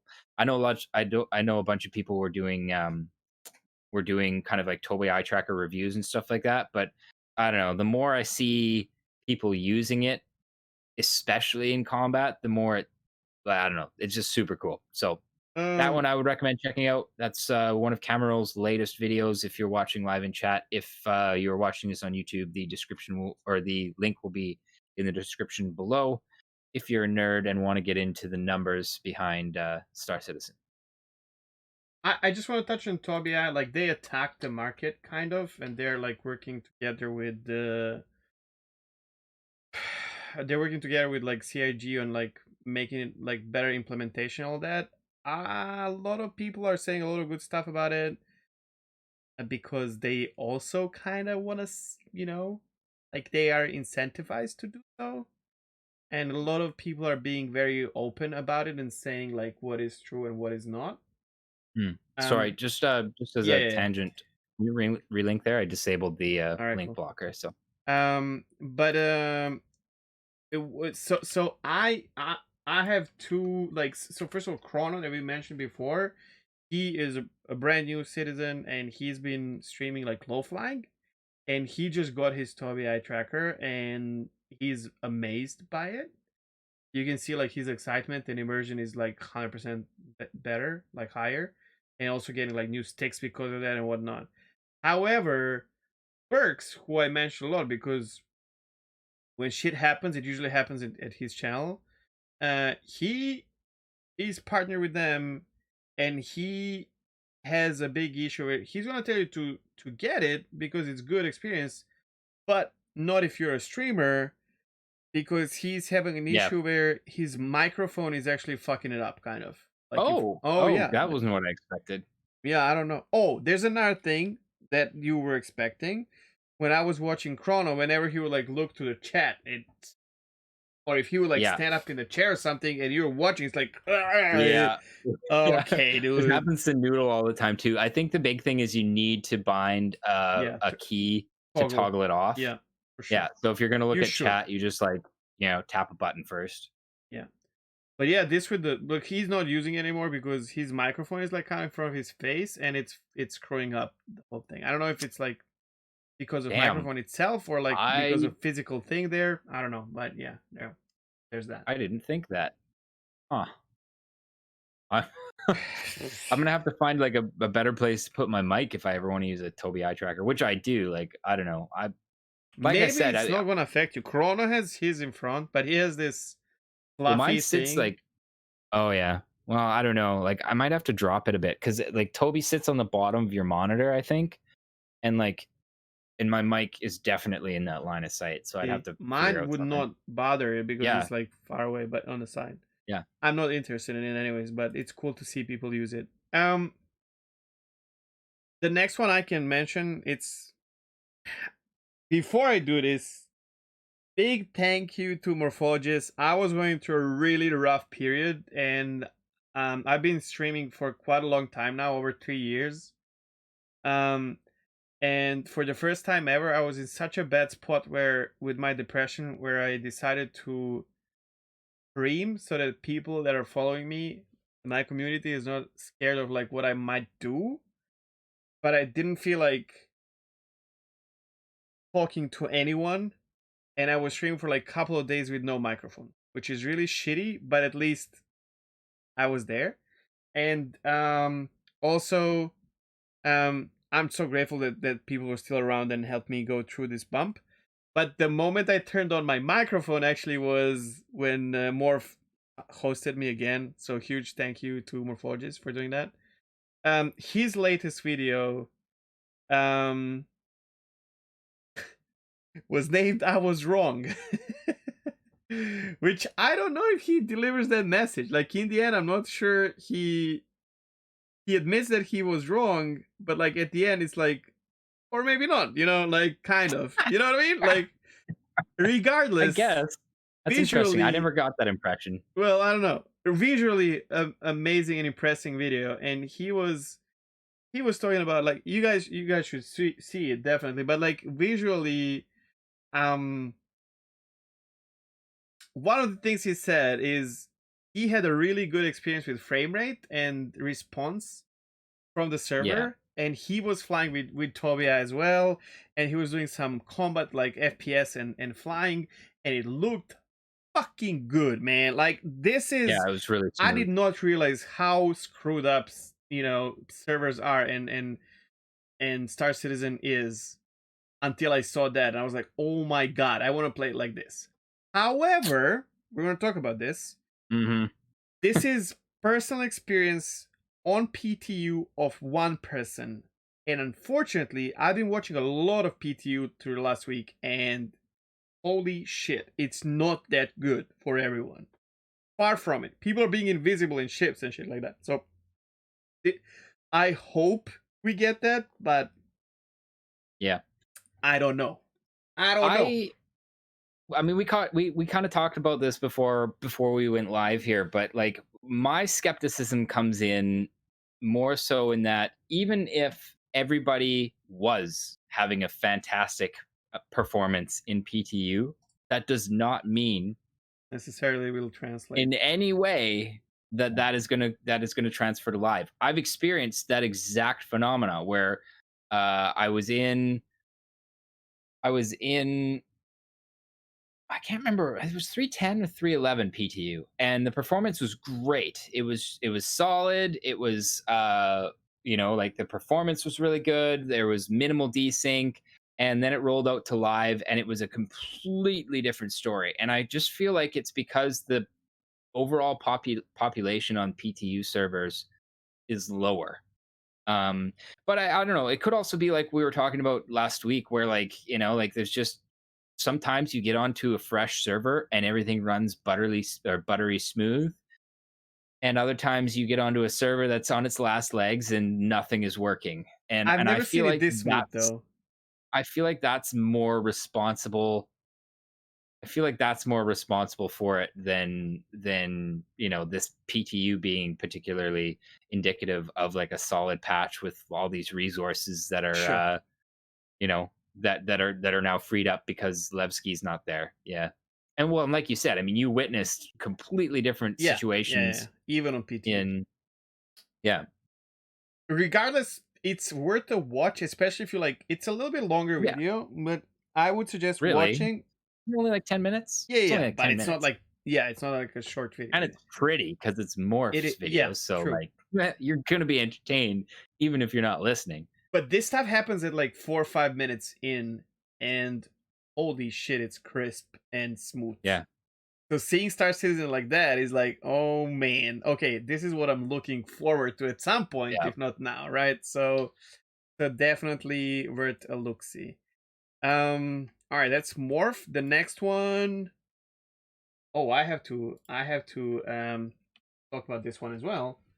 The next one is Salty Mike's last Answer the Call, which was I haven't had a chance to watch this one yet, and you I'm definitely bummed want to about do. it.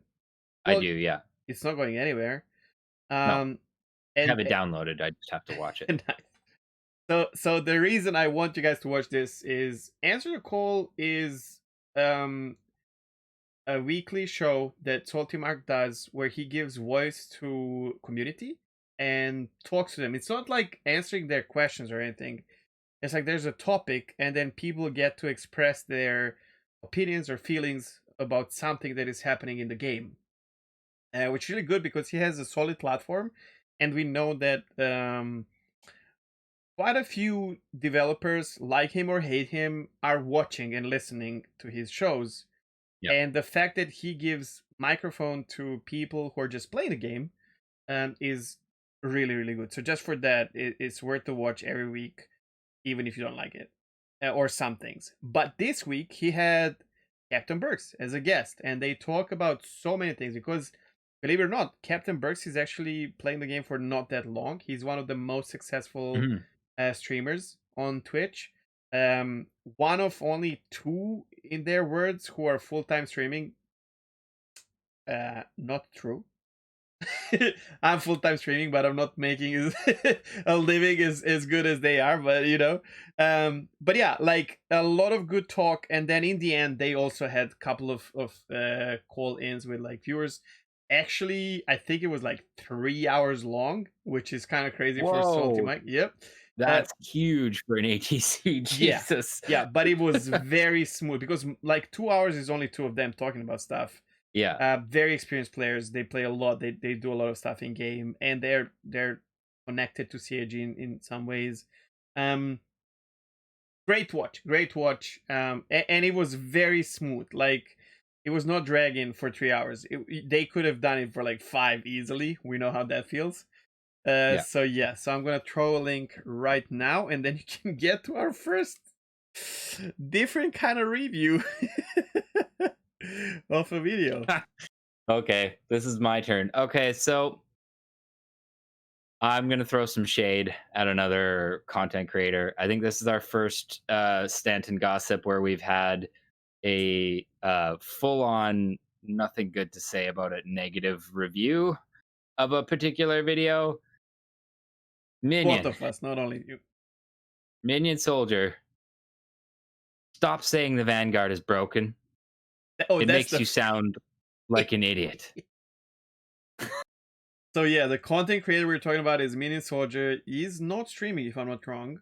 He is doing content on YouTube on his own channel. Yeah. But also he's part of the Inforunners, right? Sometimes. He joins. He was on there once. I don't know if he's actually a part of it, but once. Especially when they talk about the leaks.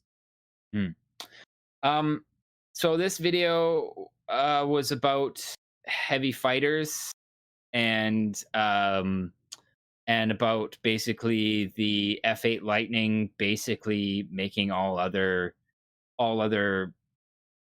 heavy fighters obsolete, filling the role better than the Vanguard, yada yada yada, basically saying that if the F8 Lightning is in fact the meta fighter for whenever it's available, it's basically pay to win because you have to either have spent $10,000 to get one, or you've had to play Squadron 42, which you had to buy in order to have one unlocked. Based on the UEE version of F8 Lightning, that is completely different than what you get anyways, which was mentioned in a lot of comments in his video. Can I just say this is big bunch of bullshit in my opinion? I was about to. So yes, go ahead. The most powerful I'm not a PP pilot yet, but the most powerful ship in PvP for some time now is Vanguard Sentinel. It's just a beast. You can't kill it with smaller ships.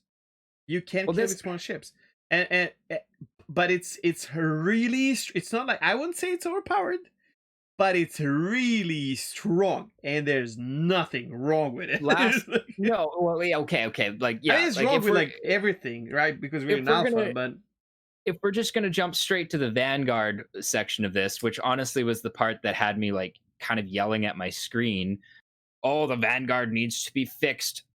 Fuck off. It does not. If you've played the game at all over the last 3 patches, like the Vanguard has been up there in the meta. Like you're doing it because Arrow and Vanguard you're are the ships. That's it. Like, you're saying that it needs to be fixed because of those 4 dorky bespoke guns on the nose. Okay, fair enough. Those are a little weird. But you know what? They work. yeah, And and their signature guns is something different. I kind of like that. I think that they will probably end up changing how that works, but Sure. like come on, man. A fixed size 5 on there, like and this is the thing, like and this is the other thing that really infuriated me about this particular video is he goes on to say about how the what is it, 6 or maybe 8 size 3 guns on the F8 Lightning, wow, they just put out so much more DPS than the Vanguard. So why would you even fly a Vanguard? And the thing that pisses me off about this, and I see a lot of people doing this, to be fair, it's not just him. The DPS values that we see now mean jack shit. True. What's going to happen and what the intended function for larger weapons is going to be in the end game is the ability to effectively engage larger targets or to have an exponentially greater effect on smaller targets, because the damage that a weapon will put out when we have physicalized components and proper physicalized damage is going to be based off of the size and mass of the slug and the speed that is projected. So 8 size 3 guns, while right now may look like it's a higher damage value than a single size 5 and a couple size 2s, will not translate directly into this new physical damage system, because those 8 size 3s are going to be firing smaller projectiles, or in the case of energy weapons, like less total energy per shot, and as such will not be able to penetrate as effectively as a single size 5 slug will. If at all. And so if it's if at fighting a all, target such as totally. Vanguard, which is a heavy fighter with size 3 guns will handle incredible that. Huh? But Okay, size 3 guns would be able to but handle the that. armor, and shields will play like we don't really have armor in this game yet. You know what I mean? It's Like, true, yeah. So yeah, it's your crazy. 8 size 3 guns, while they may be very effective Maso, at it's not engaging even other 8 fighters size 3 guns. It's 6 size 3 guns with a with turret. one turret that could potentially Exactly. be It's slayed. completely Yeah, okay, different whatever. thing, right? But let's use for the purpose of argument, because this is what he's arguing in Yeah. this video. Like that does not make the Vanguard obsolete. It doesn't means that it doesn't even basically, affect Vanguard in any way, in my well, opinion. no, it doesn't. First of all, and that's the other thing he was saying, like, well, why would you even bother flying a Well, a Vanguard is a different ship. Yeah. Like, it is a long range fighter. It has a place to log out inside of it. The F8 is a fighter craft with size 1 components and no living space. Good luck getting into a fight. It's like there's so many things. And I have 2 things to bring up. First of all, everyone who's min-maxing now, Yeah, and will be min-maxing later, have to understand that not everyone will min-max.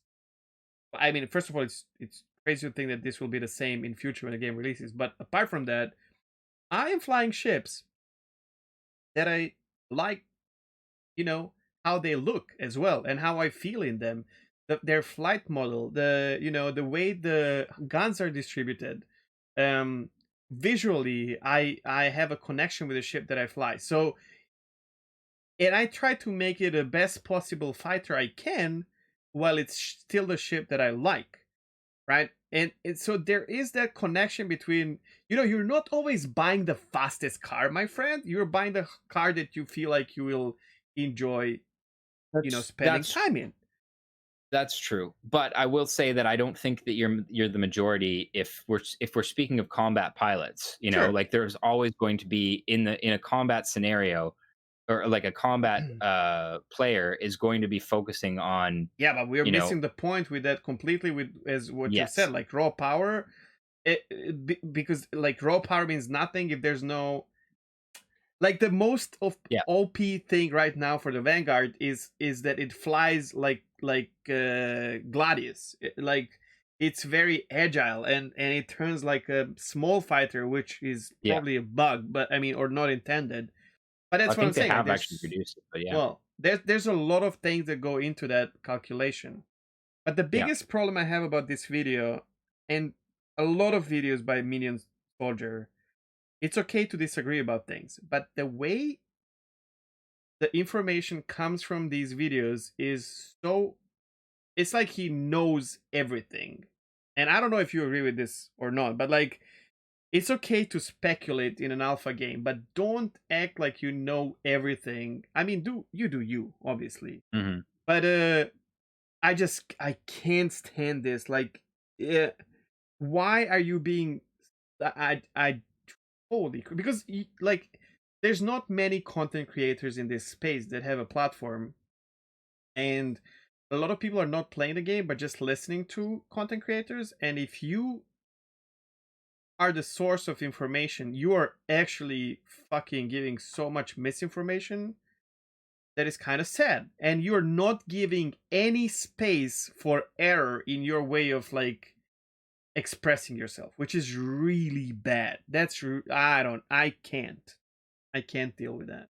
It makes me sick. I think like he does actually m- remark on one of his commenters or whatever and kind of amend some of his previous statements, I think, in that video. But so but you're right in that he does kind of generally come across as somebody who is an authority, and I think this video is pretty strong evidence that he, like anybody to be fair, is can be way off base sometimes, and again, I just think like fix the Vanguard, come on bud, like That's so wrong. like it's just, yeah, like if there's one thing that they have constantly talked about as well is that they're aiming for a situation where there isn't even really a meta necessarily.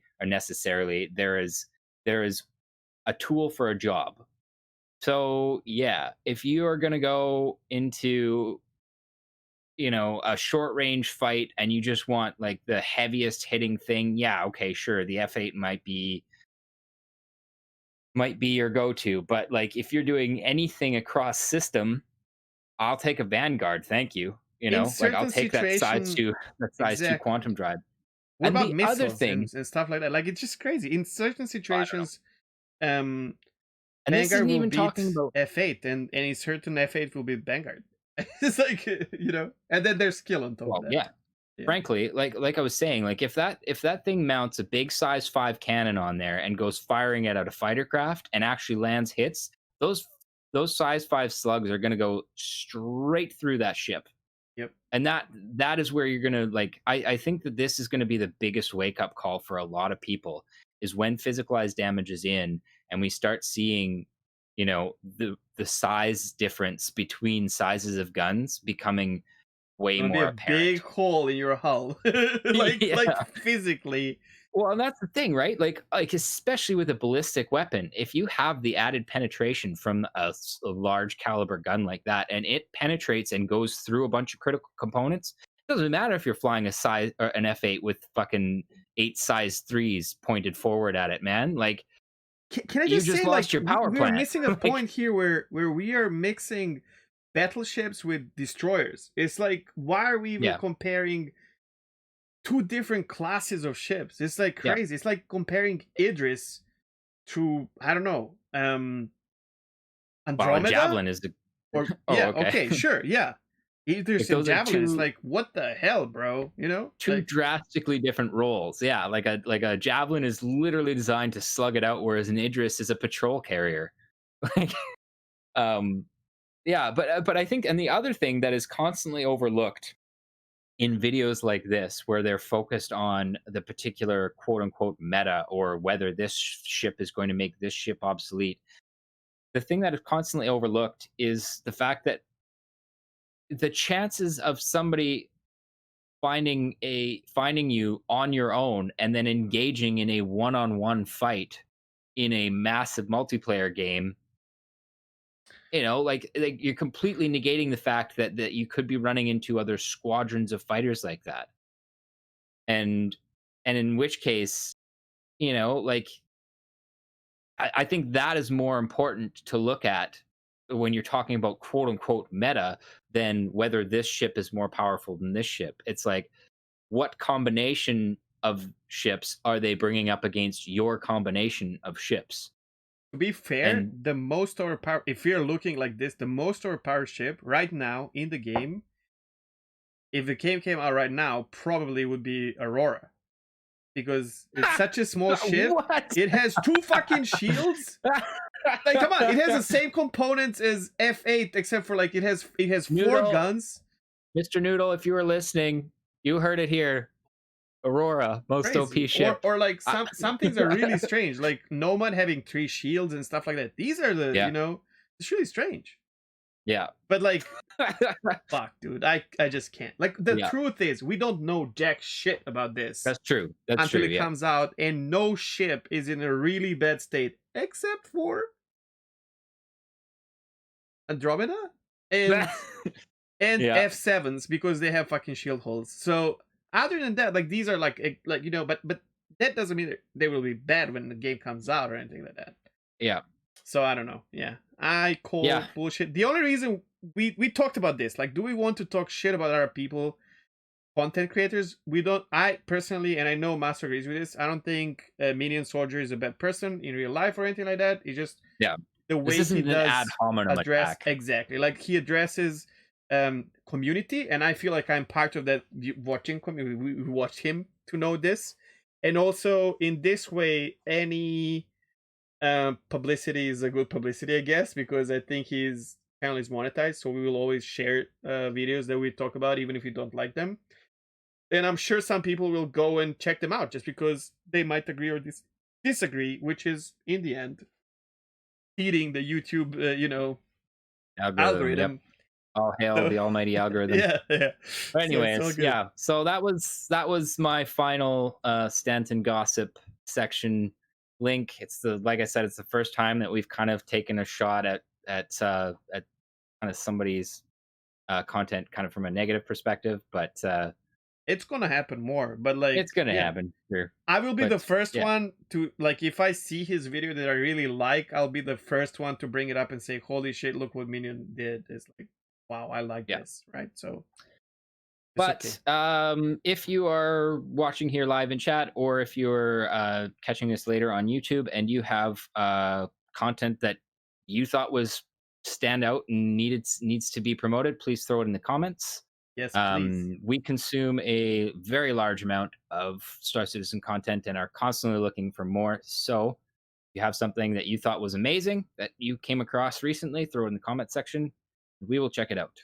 Before we go to the next section, which we actually have this time, which will make this a very long podcast again, I have to do a shout out to someone, and this is completely unrelated to everything. I have a guy in my stream who is one of the people who helped me out figuring out Star Citizen. His name is Rusky Korporucci. He's not Russian.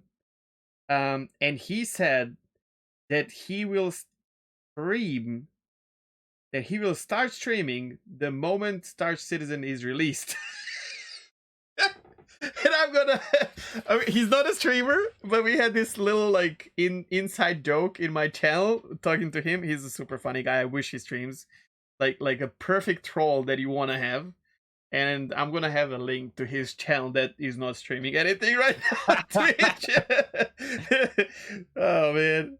He actually, we were talking about this for the last show, and he watched the whole podcast, and he asked me in my stream, was like, "Where's my shout out?" And I was like, "Oh my god, man!" So here we go, Rusky. The shout out is there.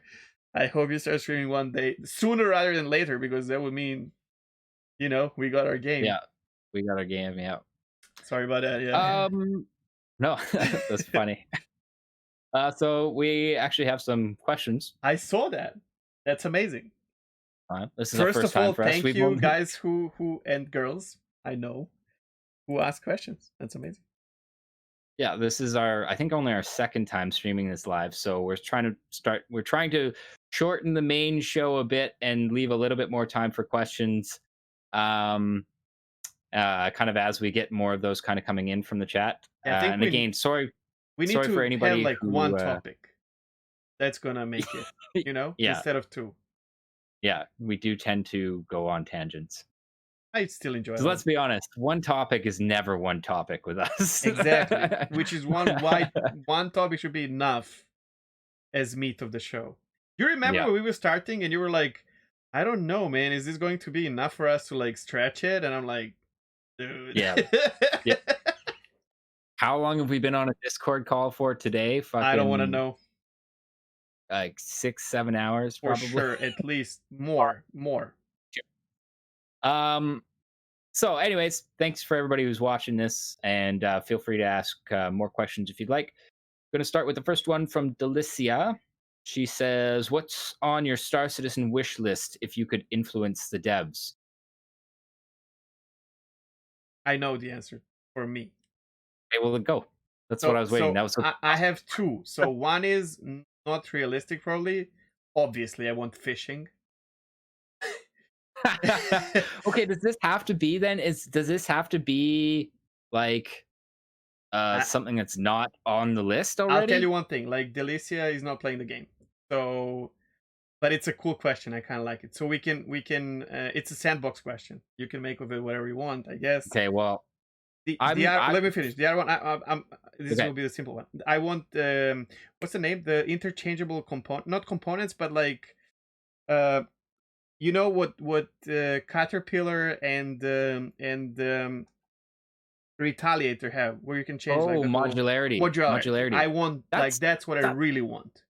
Okay, well, I hope that they actually follow through with what's on the progress tracker, because that is actually on the progress tracker. And soon, kind of. Yeah. Well, we don't know if we'll see it soon, but like they're working on it soon. Yeah, I think that has that would be really cool. Like I said, NSA, every time modularity is brought up, I want a Retaliator or 2 or 3, and I'm going to modify them into my my daily drivers, my commuter ships around the universe. They're amazing. And because big quantum drive, they'll be quick, like you could have like your full habitation section. Habitation. Cargo, and people will not treat you as a, people will not be engaging you easily because they don't know if you have those fucking 9-size. No, I disagree. And this patch is going to prove that. Since they've nerfed torpedoes, I think people are going to start realizing that bombers are soft targets. But no, the reason specifically is kind of lore based, and that's that we'll see. The Retaliator and Paul from the Astropub did a video on this specifically, which is where I found this out. The Retaliator is such an old space frame, like it's been in service for like literally centuries. That there is just tons of decommissioned Retaliators out around the world, and there's actually a bit in the lore about how there's like Retaliator owner conventions where like people show up with their Retaliators to like show what the different mods they've done to it and stuff are there or are for them. Cool. So yeah, like I think a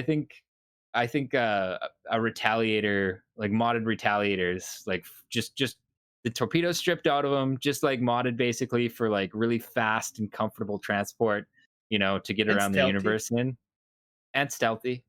Yeah, that's. I mean, they're good ships, and they feel good to fly. I fly one all the time. So. That's why I cannot wait for ship modularity But Mr. for sure. Maso, you were just expanding on my answer. So what is yours? Nice try, sir. I want the lore team to fucking step it up and give me some more creative lore. Come on. Come on. Okay. Give me some like Okay, fair. real like Sticking to the solid theme of science. the episode. I see. But also, and this is the thing that I say all the time, and I don't know if this counts towards this question because it's actually on the progress tracker right now. Improved scanner gameplay. Oh Like yes. I wanted that yesterday. Yeah, yeah, yeah. Like there's so much gameplay that is touched by scanners and so much more interesting kind of depth you could add to lots of different gameplay that's already in the game.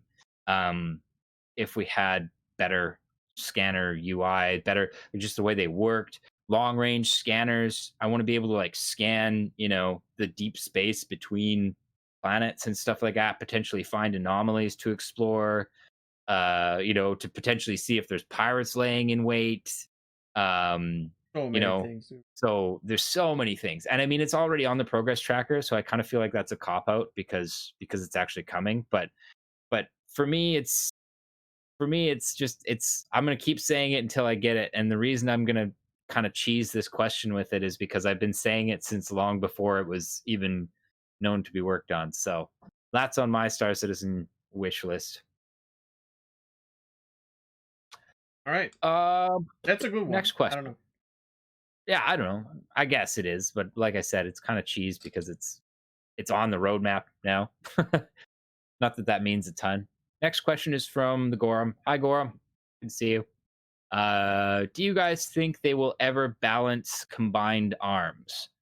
I'm just thinking of situations about like a settlement defense and the millions of ways orgs can go about attacking another player settlement and how crazy it'll be to balance given the open world nature of the game. Oof, that's a good question. I don't know if you're going to like my answer. Yeah, can you go first? Okay. Basically, I don't know if they can. I Like think balance it? yeah. Um Hmm. I think the and best that's protection for a settlement is Hey, going you to told me to be. go first. Sure, go for it.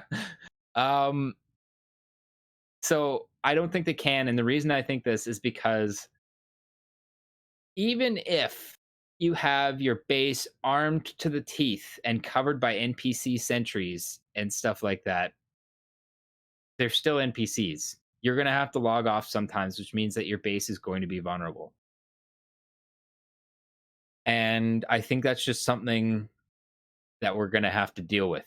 Um, Unless it is like some big org settlement where there's almost always somebody online, who's able to kind of like keep defense up. But I think. for me, Wait, what if I bases are not like fully destructible, but like someone deals damage and is capable of taking stuff from it, but when you log in, you can repair your base?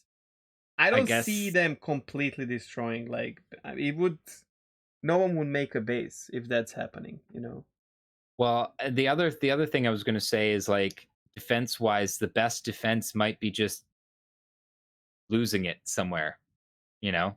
Like having a base that is well hidden. That was Um what I was about to say. Good that you interrupted me. Exactly. yeah.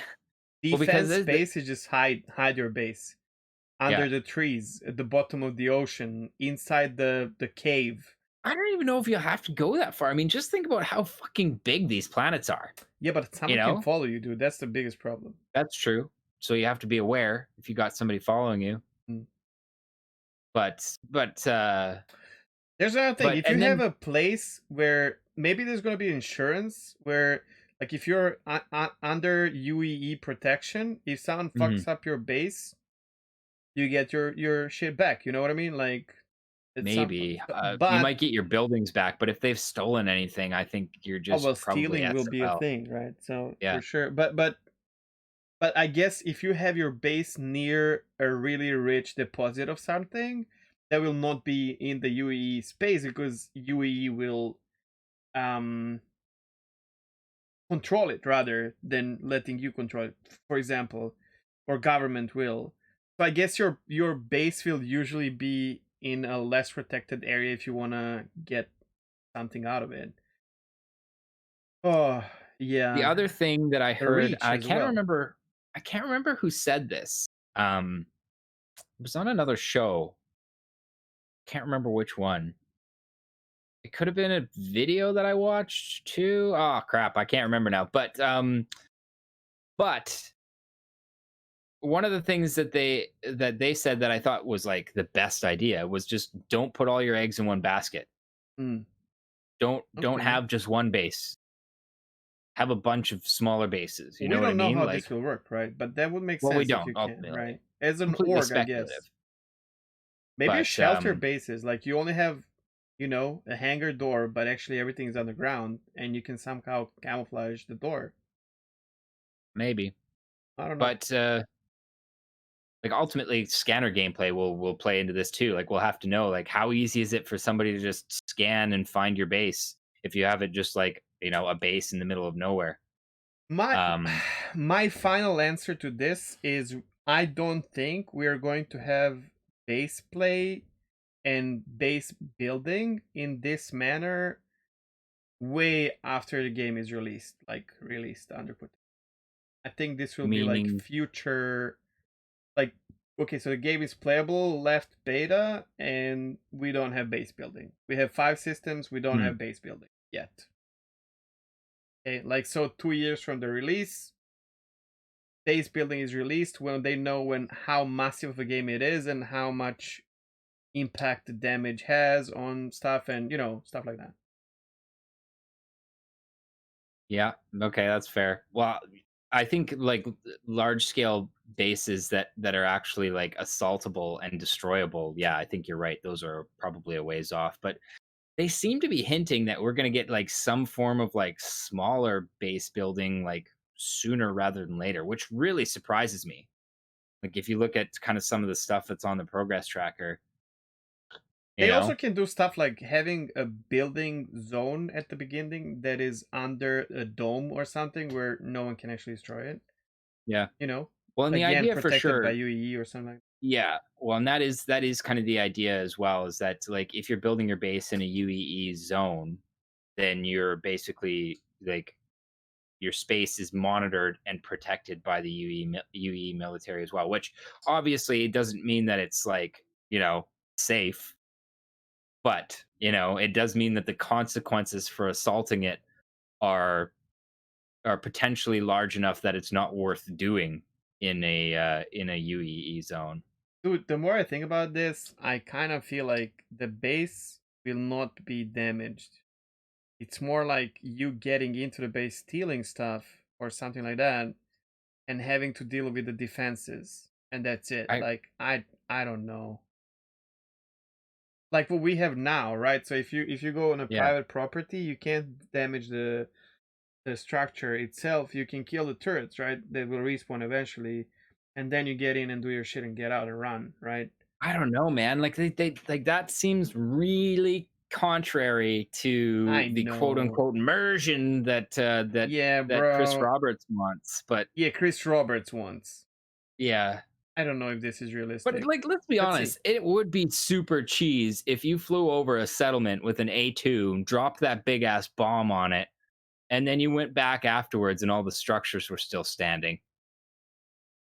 That would be pretty cheese.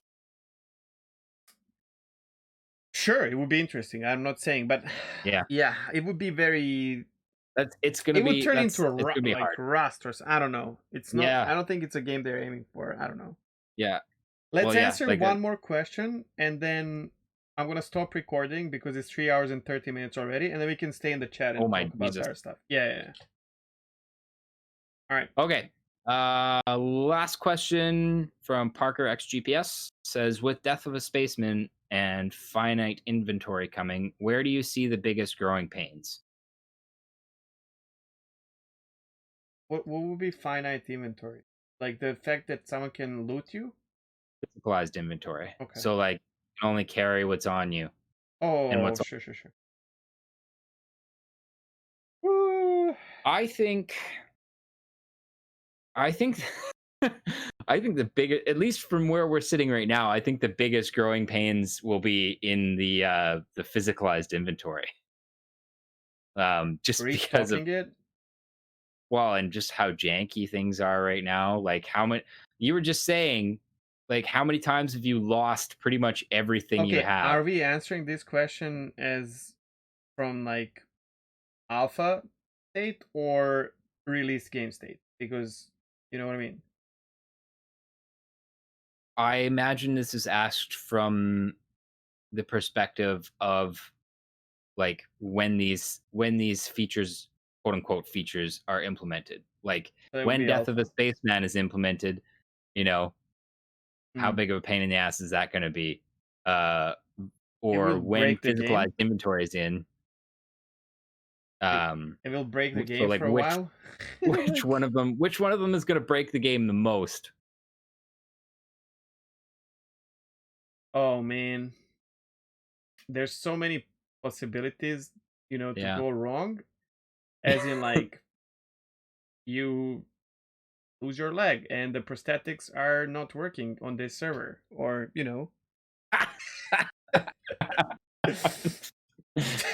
um, the server is not loading your prosthetic leg. So good luck, bruh.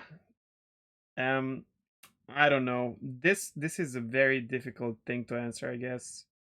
I still think finite inventory is gonna piss more people off than Death of a Spaceman at first.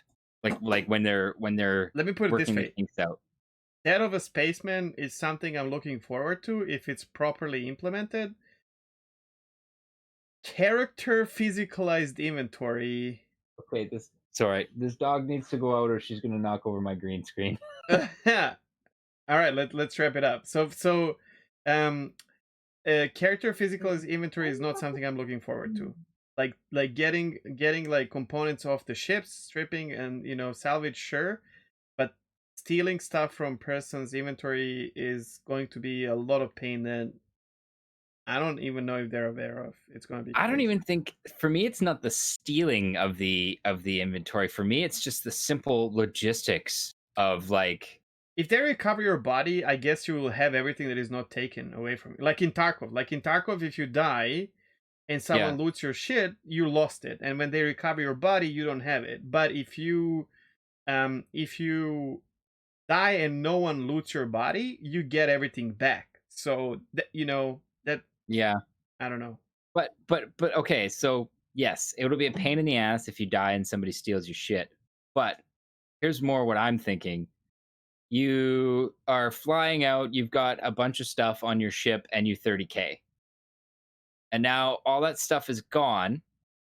And not only is it gone, but in order to get it back, you have to go and physically get it from wherever it is you bought it. And it is no longer in a global No, inventory, it is wherever you put it. no, And we're I just, not. We should not have this before we have 30k protection in a way.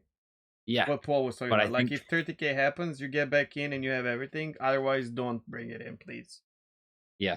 Because we'll not be able to test anything. Even now, I have to go and rebuy shit all the time, which gets old and tedious. So Well, but here's the other thing. Like, okay, what happens if, let's say it's not even a 30K? Let's just say your ship bugs out and explodes randomly, which has been known to happen. Um, and then all that shit is gone because it was physicalized and it was on that ship. I think they need to test this for like a month or two and then remove it from the game until we have like proper service. Or like bring it in and out whenever they need to test something new with it, as a test. I like this to an extent, but I really am hoping that they aren't going to go full hard mode on this, because I think it's another one of those situations where Mr. CR Boomer thinks that gameplay is going to be fun and immersive when in reality it's just going to be a pain in the ass. I mean, let's be open about it and wait and see in the end. But yeah, Yeah. Yeah. that'd be my take. All right. Okay. Thank you everyone for watching it live and everyone who is watching this on YouTube. Another very long one, over 3.5 hours, might be a record. I'm gonna let you quickly do the thing that I'm not gonna do, Maso. Yeah. If you're hanging out here and you like the content, etc., we'd really appreciate it if you hit the subscribe button, so that you can be kept abreast of when we're releasing more of these. We release these, by the way, we record them every Sunday, stream them. They're usually out by Sunday night or Monday. Hit the like button as well, just because it gives us happy fuzzy feelings when people like our shit. It does. Like I said, comment down below if there's stuff that we've talked about. We usually check back on the comments quite a bit, and happy to kind of like carry discussions forward. Yeah, I think Thank you. that about covers mine. You can find us on Twitch and Twitter. Links and stuff in the description. I did say about Twitch at the beginning, but it doesn't hurt. So Twitch TV MasoKast, where you can watch it live. Twitch TV JustCheg, where you can come and tell me how wrong I was, because I'm a pleb and I've been playing this for not long enough and I make mistakes. Yeah. Oh, absolutely. Tell us how wrong we were in the comments too. If at any point you were screaming at your screen here, trust me, we do this. We do that as well. Wrapping it up here.